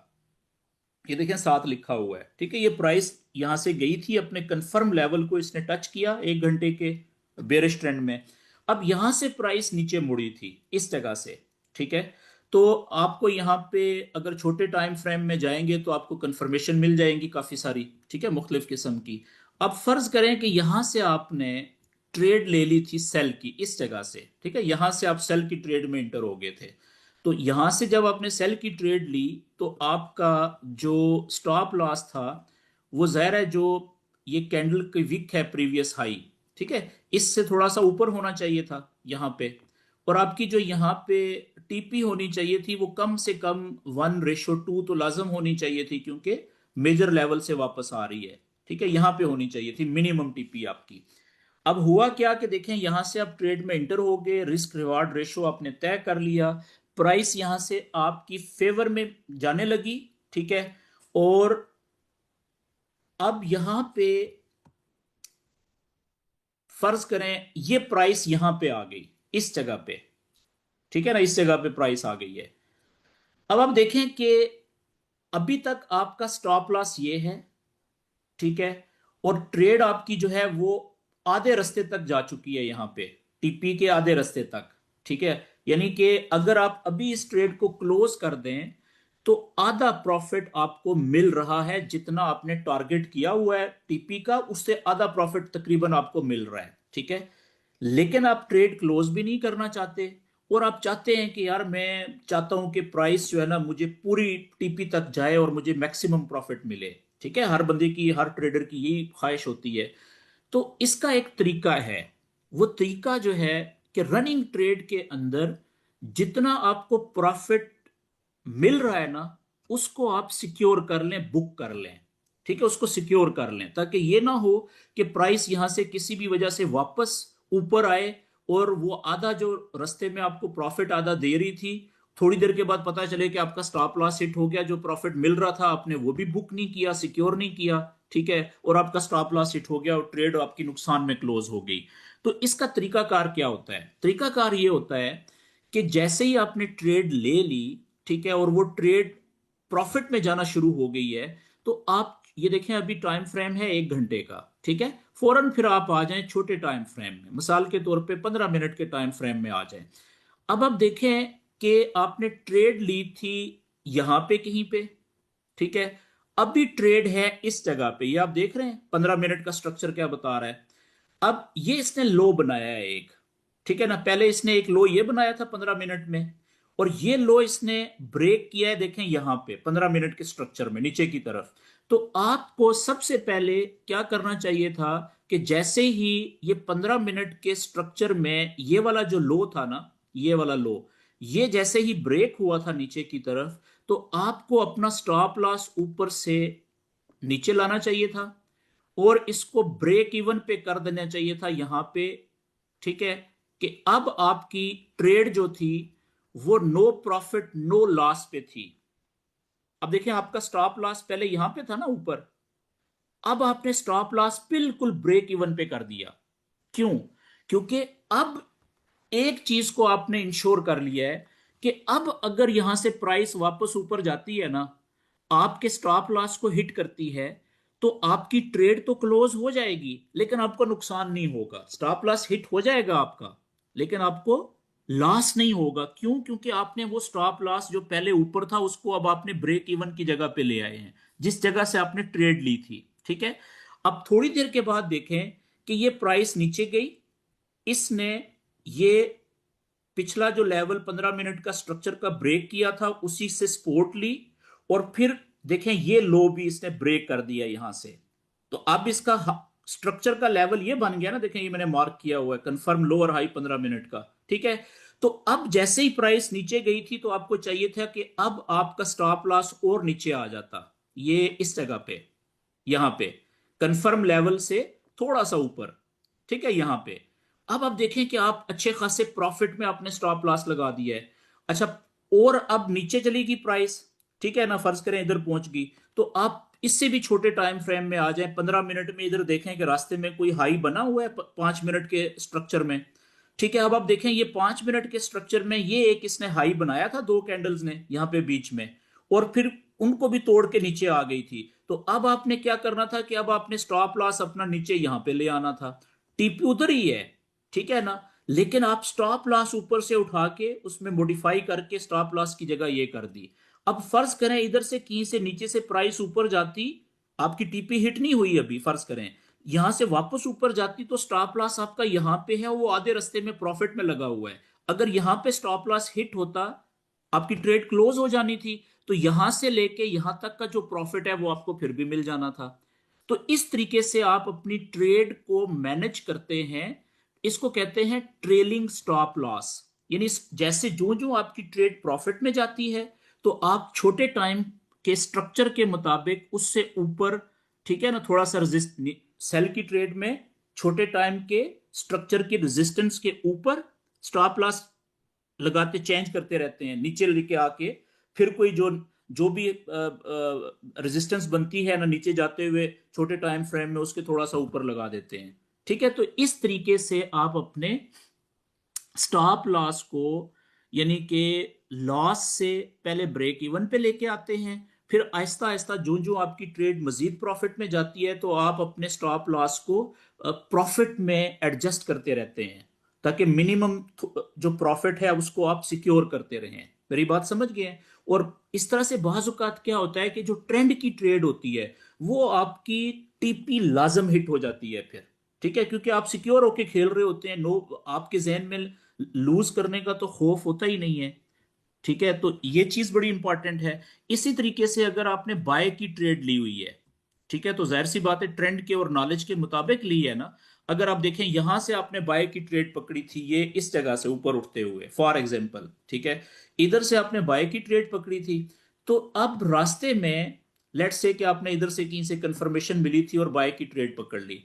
अब रास्ते में आपको ये अभी स्टॉप लॉस आपका इधर था यहां पे, तो टीपी आपकी थी लेट्स से इधर कहीं पे ऊपर आपने टीपी लगाई हुई थी। ठीक है, अब जैसे ही ये ट्रेड आपकी यहां से प्रॉफिट में गई ना छोटे टाइम फ्रेम के स्ट्रक्चर में इधर ऊपर, आपने सबसे पहले ये किया कि अपना स्टॉप लॉस को उठा के आपने ब्रेक इवन पे कर लिया, यानी कि अब अगर आपका स्टॉप लॉस हिट भी हो जाए तो आपको लॉस ना हो, आपकी ट्रेड लॉस में ना कटे। फिर जैसे ही आपने देखा, ठीक है, कि जी पहले 15 मिनट पे आ जाएं, कि जैसे ही 15 मिनट में स्ट्रक्चर में, ठीक है, 15 मिनट के चार्ट में कोई रेजिस्टेंस डेवलप हो गई है, देखें ये रेजिस्टेंस यहाँ पे डेवलप हुई है 3-4 कैंडल्स की, और उस रेजिस्टेंस को ये निकल के ऊपर ले गई है। ठीक है, कैंडल निकली तो आपने अपना स्टॉप लॉस इधर से हटा के ऊपर थोड़ा से प्रॉफिट में ले जाना है, ये जो रेजिस्टेंस थी, ठीक है ना, इसके नीचे, सॉरी स्पोर्ट के नीचे, थोड़ा सा ऊपर जाते हुए स्पोर्ट के नीचे।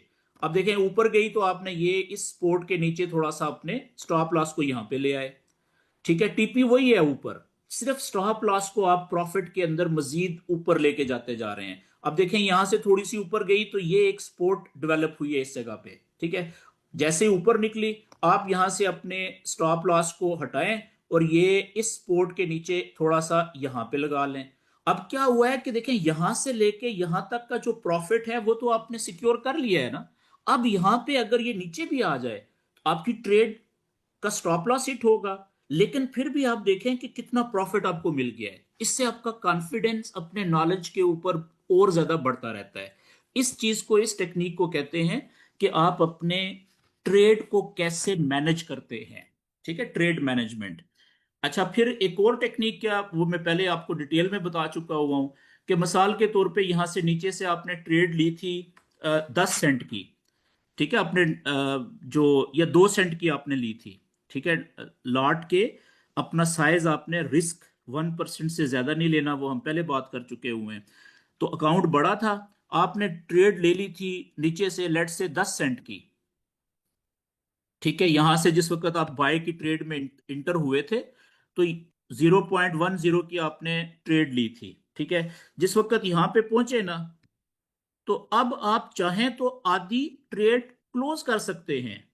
0.05 की ट्रेड या 0.06 की या 0.60-70% आप ट्रेड प्रॉफिट में क्लोज कर सकते हैं पार्शल, ठीक है। और बाकी का जो है वो स्टॉप लॉस प्रॉफिट में रख दें इधर, और बाकी टीपी को वेट कर लें, या टीपी हिट हो जाएगी या स्टॉप लॉस हिट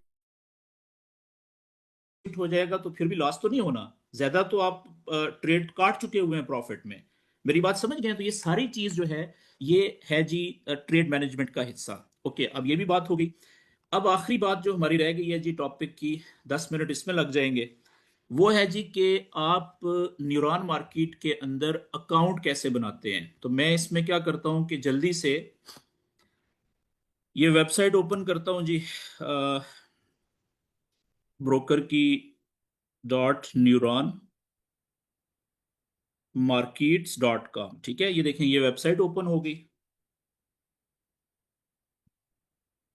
अब इसमें आपने सबसे पहले, दोस्त पूछते रहते हैं जी लिंक भेजें, देखें लिंक की जरूरत नहीं होती, ठीक है। लिंक की जरूरत उसको होती है अगर आप अपनी टीम में किसी को अपनी टीम का हिस्सा बनाना चाह रहे हैं, ठीक है। मैं इस ब्रोकर के साथ जॉब करता हूं दुबई में, तो मुझे मेरा लिंक की जरूरत नहीं है, ठीक है।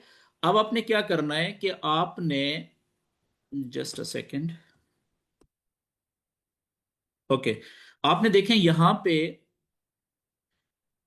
ये साइन अप का ऑप्शन आ रहा है ना, ये वाला, ठीक है। यहाँ पे राइट साइड पे आपने सबसे पहले इस साइन अप पे आना है। ओके, जस्ट अ सेकेंड, इसको मैं साइड पे करता हूँ। ओके जी, ये साइन अप के साथ ये वाला जो बंदे की तस्वीर बनी हुई है, ठीक है, हेड बना हुआ है, इस पे क्लिक करना है आपने।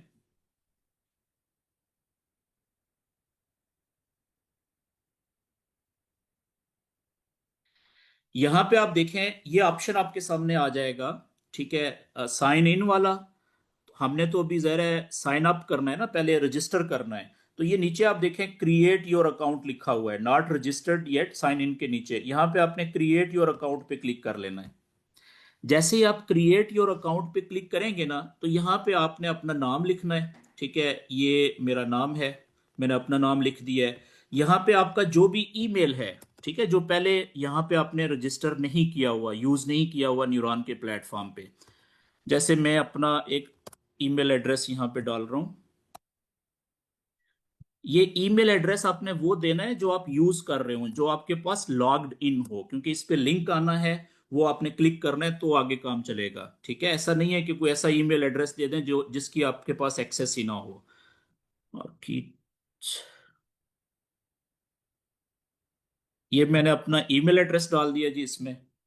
और यहाँ पे आपने कोई भी पासवर्ड अपना रख लेना है, कोई भी, ठीक है। जैसे मिसाल के तौर पे मैं अपना कोई पासवर्ड रखता हूँ यहाँ पे।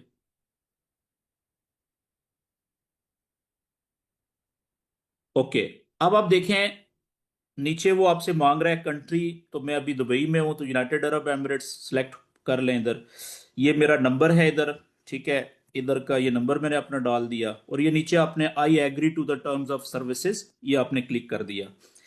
अब आपने सबमिट पे क्लिक करना है। जैसे ही आप सबमिट पे क्लिक करेंगे तो देखिए आपको एक नोटिफिकेशन आ जाएगा कि चेक योर ईमेल। ठीक है। जो मैंने ईमेल एड्रेस दिया था वो मेरे पास लॉग्ड इन है मोबाइल में, तो मैं अपने ईमेल पे देखूंगा तो मुझे ब्रोकर की तरफ से एक ईमेल आई है जो कह रही है वेरीफाई ईमेल एड्रेस। ठीक है, न्यूरॉन मार्केट्स की तरफ से आई है मुझे एक ईमेल। अच्छा, क्योंकि न्यूरॉन मार्केट आपके पास पहली दफा ईमेल आएगी, जो पहली दफा अकाउंट रजिस्टर कर रहे हैं, तो जरूरी नहीं है कि वो ईमेल आपके इनबॉक्स में आए। ठीक है, बाजुकात ये ईमेल पहली दफा जंक फोल्डर में भी आ जाती है, स्पैम में भी। तो आप अगर इनबॉक्स में नहीं है तो वहां पे देख लें, जंक उस फोल्डर में देख लें। ठीक है, तो होगी, आती है फौरन, जैसे मुझे आ गई है। तो उस ईमेल में एक आइकन बना हुआ है वेरीफाई ईमेल एड्रेस। ठीक है, जो ईमेल मैंने एड्रेस दिया है क्या वाकई में मेरे कंट्रोल में है। तो मैं जैसे ही उसको क्लिक करूंगा, वेरीफाई ईमेल एड्रेस को, ठीक है, तो उसने आगे मैसेज मुझे दे दिया है ईमेल वेरीफाइड सक्सेसफुली, और नीचे है गो टू लॉग इन। ठीक है, वो कह रहा है जी अब आप लॉग इन पे चले जाएं। तो अब मैं, क्योंकि मोबाइल पे नहीं हूं, ठीक है, आप चाहें तो ईमेल के अंदर ही वहां पे गो टू लॉगिन का जो ऑप्शन आ रहा है उसी को क्लिक करेंगे तो आप डायरेक्ट चले जाएंगे वेबसाइट पे। ठीक है, तो मैं यहां से अब वापस वेबसाइट पे जाने लगा हूं, ये इधर पीछे आके।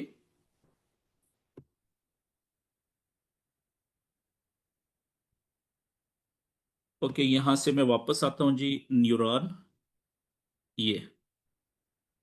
ठीक है, अब मैं इसको लॉग इन कर लेता हूं।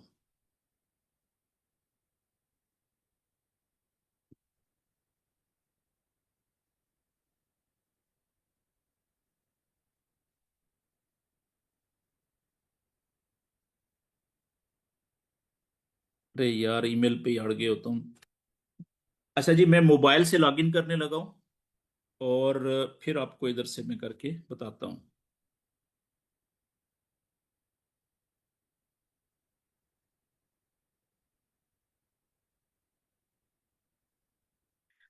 अच्छा, अब आप देखें, क्योंकि मेरे मोबाइल के ऊपर मैंने इसको क्लिक किया है ना, वेरीफाई लिंक को, तो मेरे लैपटॉप के ऊपर वो कह रहा है कि जहां पे आपने मोबाइल पे ईमेल को वेरीफाई किया है वहां पे ही लॉग इन करें। तो अब मैं वहां पे साइन इन का ऑप्शन आ गया है मेरे पास ईमेल में। ठीक है, तो वहां पे मैं अपना ईमेल एड्रेस जो मैंने यहाँ पे अभी रजिस्टर किया है वो, और अपना पासवर्ड जो मैंने अभी रखा था वो यहाँ पे डालता हूँ।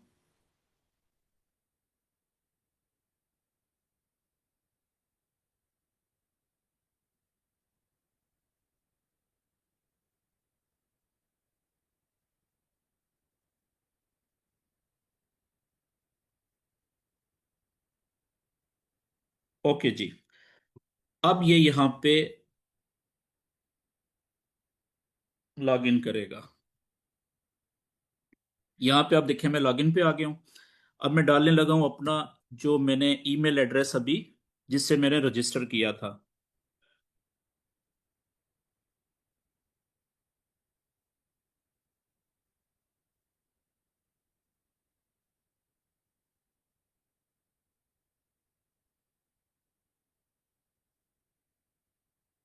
यहाँ से मैं अब साइन इन करूंगा। अब आप देखें कि ये मेरे पास आ गया है जी, साइन अप हो गया हूं मैं। इसको हम कहते हैं डैशबोर्ड अकाउंट या बैक ऑफिस अकाउंट। ठीक है, क्योंकि ये न्यूरॉन की वेबसाइट के ऊपर बना हुआ है।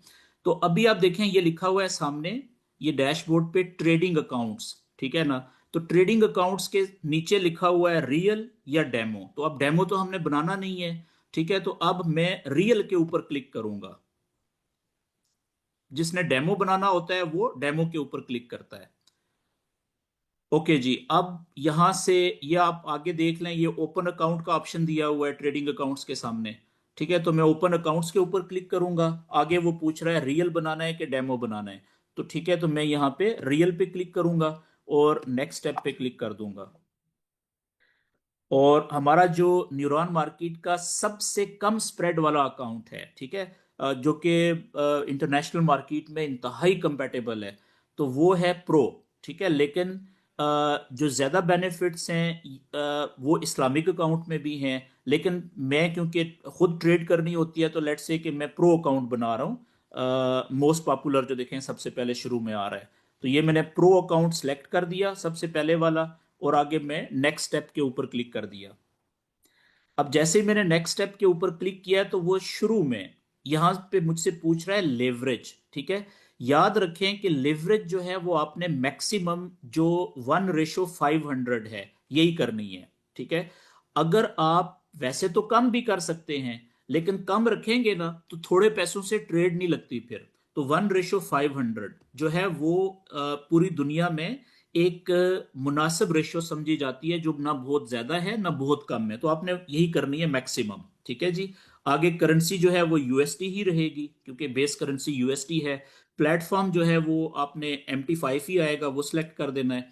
अब यहां पे आपने ये जो पासवर्ड आपसे वो मांग रहा है ना, ये पासवर्ड आपने जो MT5 के ऊपर ट्रेडिंग अकाउंट लॉगिन करना है ना, ठीक है, उस ट्रेडिंग अकाउंट का पासवर्ड वो आपसे मांग रहा है, वो आपने खुद बनाना है, यहां पे लिखना है। लेकिन नीचे आप देख लें, use 8 or more characters with a mix of letters numbers and symbols. ठीक है, इसमें तीन चीजों का मिक्स करके आपने कम से कम 8 डिजिट्स से ज्यादा वाला कोई पासवर्ड बनाना है। ठीक है, जिसमें मिसाल के तौर पे एक कैपिटल वर्ड डाल दें। ठीक है, उसके बाद कुछ स्मॉल वर्ड्स डाल दें, और बीच में कोई स्पेशल कैरेक्टर डाल दें। ठीक है ना, स्पेशल कैरेक्टर जैसे डॉलर का साइन होता है, हाइफन का साइन होता है, ठीक है, वो एक्सक्लेमेशन का साइन होता है, वो डंडा जो खड़ा होता है एक, उसके नीचे जो डॉट होता है, या कोई इस तरह का कोई स्पेशल कैरेक्टर। ठीक है जी।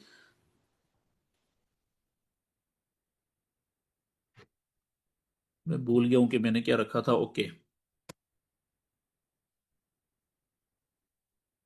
लें जी, मैंने पासवर्ड रखा। ठीक है, और अब नीचे जो ट्रेडिंग अकाउंट के ऊपर आपका नाम लिखा हुआ शो होगा MT5 के ऊपर। ठीक है, आप अपनी मर्जी का कोई भी नाम लिख सकते हैं, जैसे मैं यहां पे लिख रहा हूं,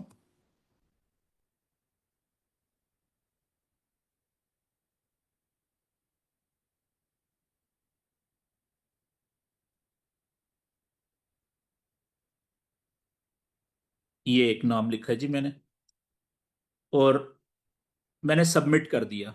ठीक है, जैसे ही सबमिट पे क्लिक किया, अब देखें उसने मुझे आगे कह दिया सक्सेसफुल, मुझे ईमेल भी आ गई है। ठीक है, और ये उसने मुझे MT5 का ट्रेडिंग अकाउंट नंबर दे दिया है 336347, और ये उसका जो ट्रेडिंग पासवर्ड है ये आप सब दोस्तों के सामने आ गया है। ठीक है, और सर्वर का नाम क्या है, ये न्यूरॉन मार्केट्स सर्वर जो है। अब आपने क्या करना है कि अब आपने जाना है MT5 के ऊपर, जो आपने मोबाइल के ऊपर MT5 एप्लीकेशन डाउनलोड की हुई है।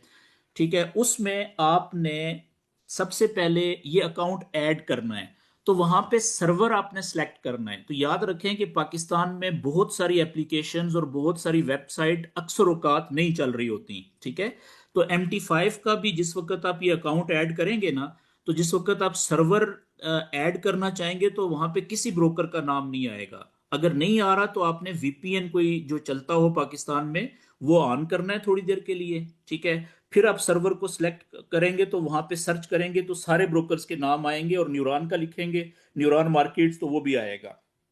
और ट्रेडिंग अकाउंट की जगह पे आपने ये जो भी आपका अकाउंट नंबर आया है, ये 6 डिजिट्स वाला अकाउंट होता है न्यूरॉन के अंदर। ठीक है, जैसे मेरा ये आपको जो मैंने बनाया है ये 336347 आपको नजर आ रहा है। तो ये आपने नीचे जो पासवर्ड है वो देना है जो भी आपने रखा है। ठीक है, तो उसको क्लिक करेंगे तो वो आपका MT5 के ऊपर लॉगिन हो जाएगा। ठीक हो गया जी। अच्छा, अब ज्यादा इंपॉर्टेंट बात, ये तो बहुत आसान है, आपको समझ आ गई है। जिस वक्त आपका ये व्यू अकाउंट पे चले जाएं, तो ये आपके अकाउंट की डिटेल यहाँ पे ये भी आपको सारी नजर आ रही है। ठीक है जी।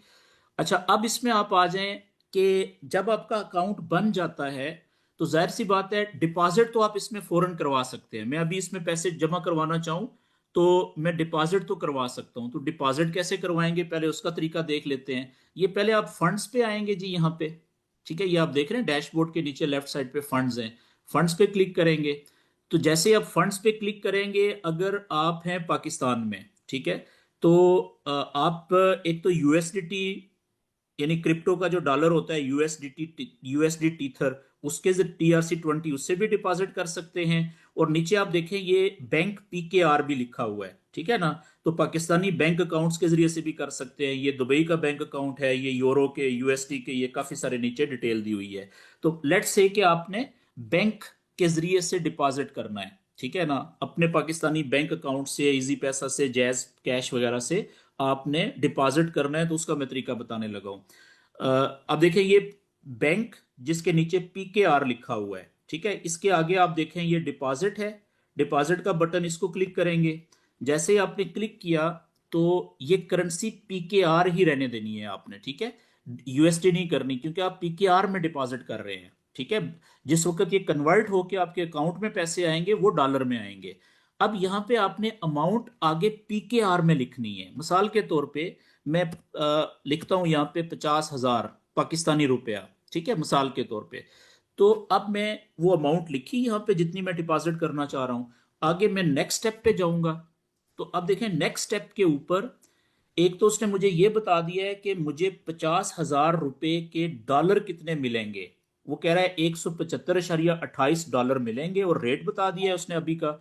और मुझे 50,000 रुपये भेजना होगा। कहाँ पे भेजना होगा, देखें ये बैंक डिटेल आ गई है मेरे सामने, ठीक है। ये जो ब्रोकर के हैं अकाउंट्स यानी एक्सचेंजर्स अकाउंट्स, उसकी डिटेल आ गई है, ये बैंक का नाम आ गया है, और ये देखें नीचे ये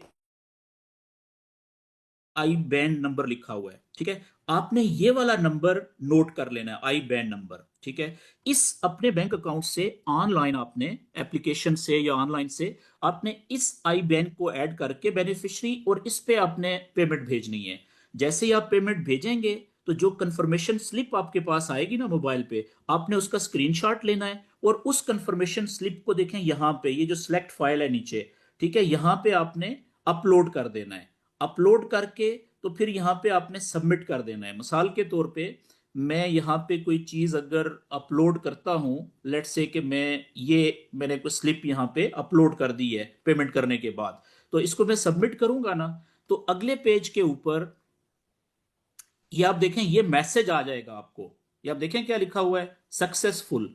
वो ये कह रहा है कि जो पेमेंट आपने भेजी है और उसकी रसीद आपने जो स्लिप अपलोड की है वो सक्सेसफुली सबमिट हो गई है। अब जैसे ही पीछे अकाउंट्स वाले लोग हैं उनके पास जैसे ही आपका बैंक से पेमेंट एक्सचेंजर के बैंक अकाउंट में जाएगी, बाजुकात ये 2-3 मिनट लगते हैं, बाजुकात 15-20 मिनट लग जाते हैं। जैसे ही पेमेंट कंफर्म होगी तो आपके ये जो आप देख रहे हैं ना फंड्स, इधर डैशबोर्ड के ऊपर ये फंड्स जो है इस पे क्लिक करेंगे ना, तो यहाँ पे ये जो आपका फंडिंग, ये देखिए नीचे लिखा हुआ है फंडिंग USD, इस अकाउंट में पैसे आ जाएंगे, ठीक है, 10-15 मिनट के अंदर, मैक्सिमम 20 मिनट के अंदर जैसे ही पेमेंट कंफर्म होगी। तो यहाँ पे डॉलर आ जाएंगे। लेट्स से कि वो $175 जो थे, जो मेरे आने थे, वो यहाँ पे आ जाएंगे फंडिंग की जगह के ऊपर, ठीक है, इस जगह पे। तो यहां से आपने अपने MT5 अकाउंट पे ट्रांसफर कैसे करने हैं, खुद से करने होते हैं। अब वो भी सिंपल है, फॉरेन ट्रांसफर हो जाते हैं। जब यहाँ पे आपके पास डॉलर आ जाएंगे तो आपने जाना है ट्रांसफर के ऊपर, ये देखिए आगे डिपॉजिट, विदड्रॉ और ट्रांसफर।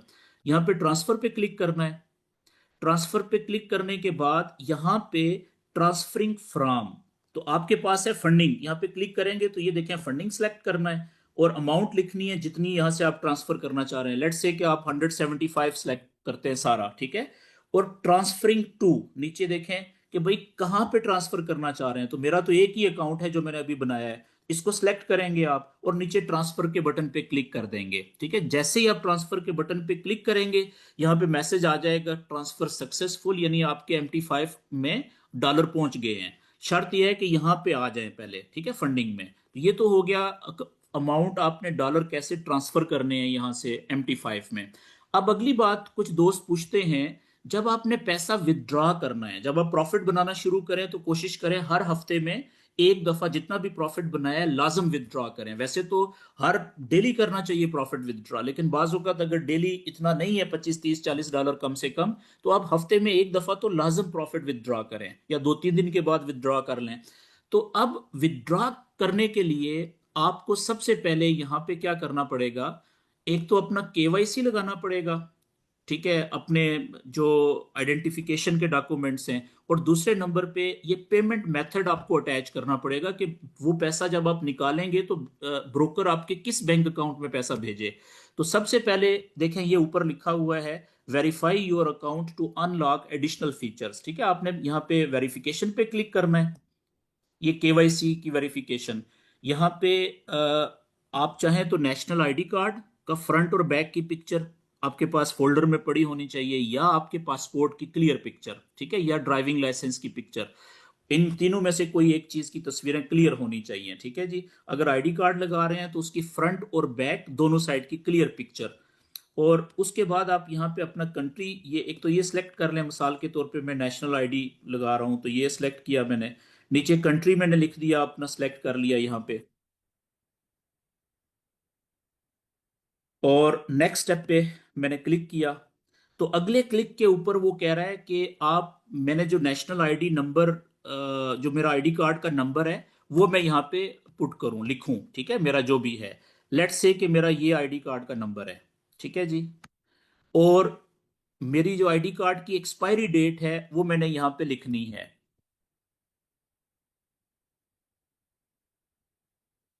ठीक है। यहां से नीचे से भी मैं सिलेक्ट कर सकता हूं, बल्कि लिखने से नहीं होगा, ये सिलेक्ट करना पड़ेगा। लेट्स से कि मेरी है जी, यहां से मैं ईयर पे क्लिक करूंगा ना तो डायरेक्ट में चला जाऊंगा। तो यहाँ पे देखें, ईयर मैंने सेलेक्ट कर लिया। और अब महीना सेलेक्ट कर लूं या कोई भी, तो अब ये लें जी, ये मेरी एक्सपायरी मैंने यहाँ पे खुद आ गई है। तो कैलेंडर के ऊपर क्लिक करके डेट सेलेक्ट करेंगे तब वो मानेगा, वरना नहीं मानेगा। अच्छा, यहाँ पे ना, ये आपने एक सेल्फी देनी है, एक यानी कि सेल्फी यहाँ पे, जो कि आपकी लाइव होगी, ठीक है। यहाँ पे आपने आईडी कार्ड, अपना डॉक्यूमेंट जो है वो पकड़ के अपने सामने रखना है, चेहरे के सामने। और यहाँ पे आपने click here to open camera कर देना है, मोबाइल के ऊपर या लैपटॉप के ऊपर, ठीक है। वो जैसे ही होगा, ठीक है, तो वो नीचे, उसके बाद आपने नेक्स्ट स्टेप कर देना है, ठीक है। नेक्स्ट स्टेप जब करेंगे ना, मिसाल के तौर पे यहाँ पे मैं ये लगाने लगा हूं।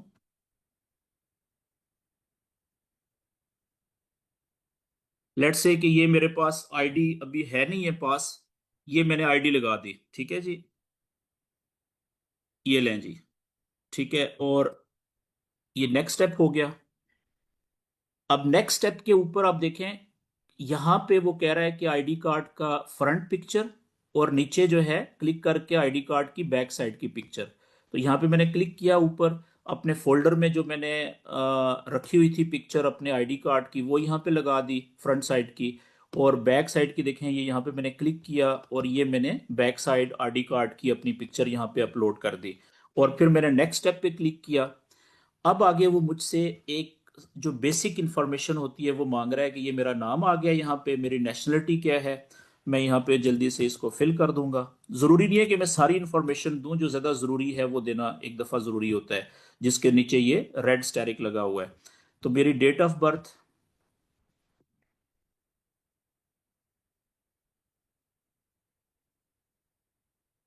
और क्योंकि मैं दुबई में हूं तो ये हो गया, और सिटी भी, वही यार चलना। ओके, ये लें जी मैं, अच्छा ये एक खाली था जी, जिप कोड, ओके। ये ले जी, मैंने नेक्स्ट स्टेप पे क्लिक कर दिया, ठीक है। और ये मेरा, अब यहाँ पे सबसे आखिर में मैंने यहाँ पे लगाना है जी, क्या, upload documents, proof of residence का डॉक्यूमेंट, ठीक है। ऐसा डॉक्यूमेंट लगाना है कि या तो मेरा कोई यूटिलिटी बिल मेरे नाम पे आता हो कहीं पे भी, ठीक है, उसकी पिक्चर बना के मैं यहाँ पे अपलोड कर दूंगा, फाइल अपलोड कर दूंगा। अगर मेरे पास यूटिलिटी बिल नहीं है, ठीक है ना, तो फिर भी परेशान होने की जरूरत नहीं है। आप अपने आईडी कार्ड के जो बैक साइड की पिक्चर है वो यहाँ पे अटैच कर सकते हैं। जैसे आप देखिएगा, मैं यहाँ से अपने आईडी कार्ड की बैक साइड की पिक्चर मैंने यहाँ पे अटैच कर दी है और सबमिट करूंगा। तो अब देखें, वो नोटिफिकेशन आ गया है कि जो कुछ मैंने सबमिट किया है वो सारा सबमिट सक्सेसफुली हो गया है। अब पीछे जो लोग हैं ब्रोकर के, वो इसको चेक करेंगे और 24 घंटे के अंदर इसको अप्रूव कर देंगे, या फिर वो रिजेक्ट करेंगे और रीजन लिख देंगे कि ये डॉक्यूमेंट आपने नहीं लगाया, ये भी लगा दें, ठीक है जी। ये हो गया जी। अच्छा, केवाईसी डॉक्यूमेंट्स मैंने आपको तरीका बता दिया है, सिंपल है बहुत। इसी तरीके से आप अपना पेमेंट मेथड ऐड कर सकते हैं। उसके बाद ये देख रहे हैं पेमेंट मेथड, ठीक है। पेमेंट मेथड पे क्लिक करें और यहाँ पे ऐड पेमेंट मेथड पे क्लिक करें। आगे आप क्रिप्टो में या फिएट, फिएट का मतलब होता है बैंक, ठीक है ना। बैंक में जो बैंकिंग सिस्टम जो होता है, बैंक अकाउंट वगैरह, उसको फिएट करेंसी कहते हैं, यानी कि कागजी नोट, ठीक है। और आप लेट से बैंक ऐड करना चाह रहे हैं तो फिएट, और नेक्स्ट स्टेप क्लिक करें। उसके बाद बैंक पे क्लिक करें, फिर नेक्स्ट स्टेप पे क्लिक करें। और यहाँ पे आपसे वो मांग रहा है आपके बैंक की डिटेल, ठीक है। यूएसडी की जगह आप अगर पाकिस्तान में हैं तो पीकेआर, क्योंकि आपका बैंक पीकेआर में है पाकिस्तानी बैंक के साथ। और आपके बैंक का नाम क्या है वो लिखें यहाँ पे कुछ भी, ठीक है, जो भी आपके बैंक का नाम है। और अपना अकाउंट नंबर लिखें यहाँ पे, ठीक है। जैसे मिसाल के तौर पे ये मेरा अकाउंट नंबर है। और यहाँ पे नीचे, सॉरी, ऊपर अकाउंट नंबर की जगह वो अकाउंट नेम मांग रहा है कि जो भी मेरे बैंक में मेरा अकाउंट के अंदर नाम है, ठीक है जी। ये मेरा नाम है बैंक में अकाउंट पे। और मेरा जो यहाँ पे जो अकाउंट नंबर लिखा हुआ है ना, यहाँ पे याद रखें कि आपने आई या तो अकाउंट नंबर लिखें पूरा, ठीक है। मिसाल के तौर पे मेरा ये अकाउंट नंबर है मेरे बैंक का, और नीचे मैंने आई बैन नंबर लाजम देना है, ठीक है ना। जो मेरा चेक बुक के ऊपर लिखा हुआ है पूरा अकाउंट नंबर के नीचे, या मेरी बैंक स्टेटमेंट जो आती है उसके ऊपर लिखा हुआ है आई बैन। अगर आई बैन में नहीं लिखूंगा ना यहाँ पे आईएफएससी की जगह पे या ऊपर अकाउंट नंबर की जगह पे, तो मेरा ये रिजेक्ट हो जाएगा, ठीक है। वो अप्रूव ही नहीं करेंगे अकाउंट्स वाले। तो मैंने यहाँ पे अपना आई बैन नंबर पूरा लिखना है यहाँ पे, ठीक है। जो भी मेरे बैंक अकाउंट के साथ आता है चेक बुक के ऊपर लिखा हुआ है, ठीक है जी। वो मैंने यहाँ पे आई बैन अपना पूरा लिखना है, फिर नेक्स्ट स्टेप पे क्लिक कर देना है। और नेक्स्ट स्टेप पे वो क्या मांग रहा है, वेरिफिकेशन डॉक्यूमेंट। वो कह रहा है कि जो आपने ये अकाउंट डिटेल बैंक की डाली है, इसकी कोई तस्वीरी सबूत लगाएं, ठीक है। पिक्चर प्रूफ लगाएं कि मिसाल के तौर पे चेक बुक मेरी हो, उसकी मैं तस्वीर यहाँ पे अपलोड कर दूं। या मेरी बैंक स्टेटमेंट का जो पहला पेज होता है जिसपे मेरा नाम, अकाउंट नंबर, आई बैन नंबर, बैंक का नाम लिखा हुआ है, वो पिक्चर लेके, स्क्रीनशॉट लेके, साइडें क्रॉप करके मैं यहाँ पे अपलोड कर दूंगा, ठीक है। लेट्स से कि मेरे पास ये यहाँ पे पड़ी हुई है, ओके जी, ये वाली, ठीक है। ये मैंने अपलोड कर दी इधर। तो मैं सबमिट करूंगा तो वो नोटिफिकेशन आ जाएगा कि आपके सारा कुछ सबमिटेड है। ये सारी इंफॉर्मेशन वो कह रहा है आपने सबमिट कर दी है, तो अकाउंट्स वाले देखेंगे।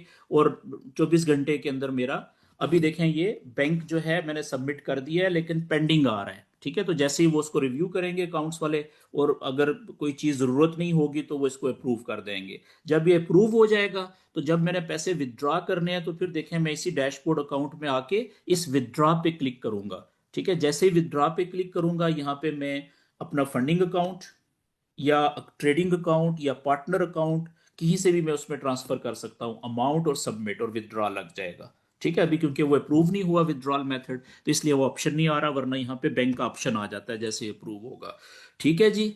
यहाँ तक जी बात मेरी होगी ख़त्म। आज की वीडियो होगी लंबी काफ़ी, तो अब मैं वीडियो रिकॉर्डिंग करता हूँ बंद। इसके बाद अगर आपकी कोई क्वेश्चंस हैं तो आप अपने क्वेश्चंस कर सकते हैं जी।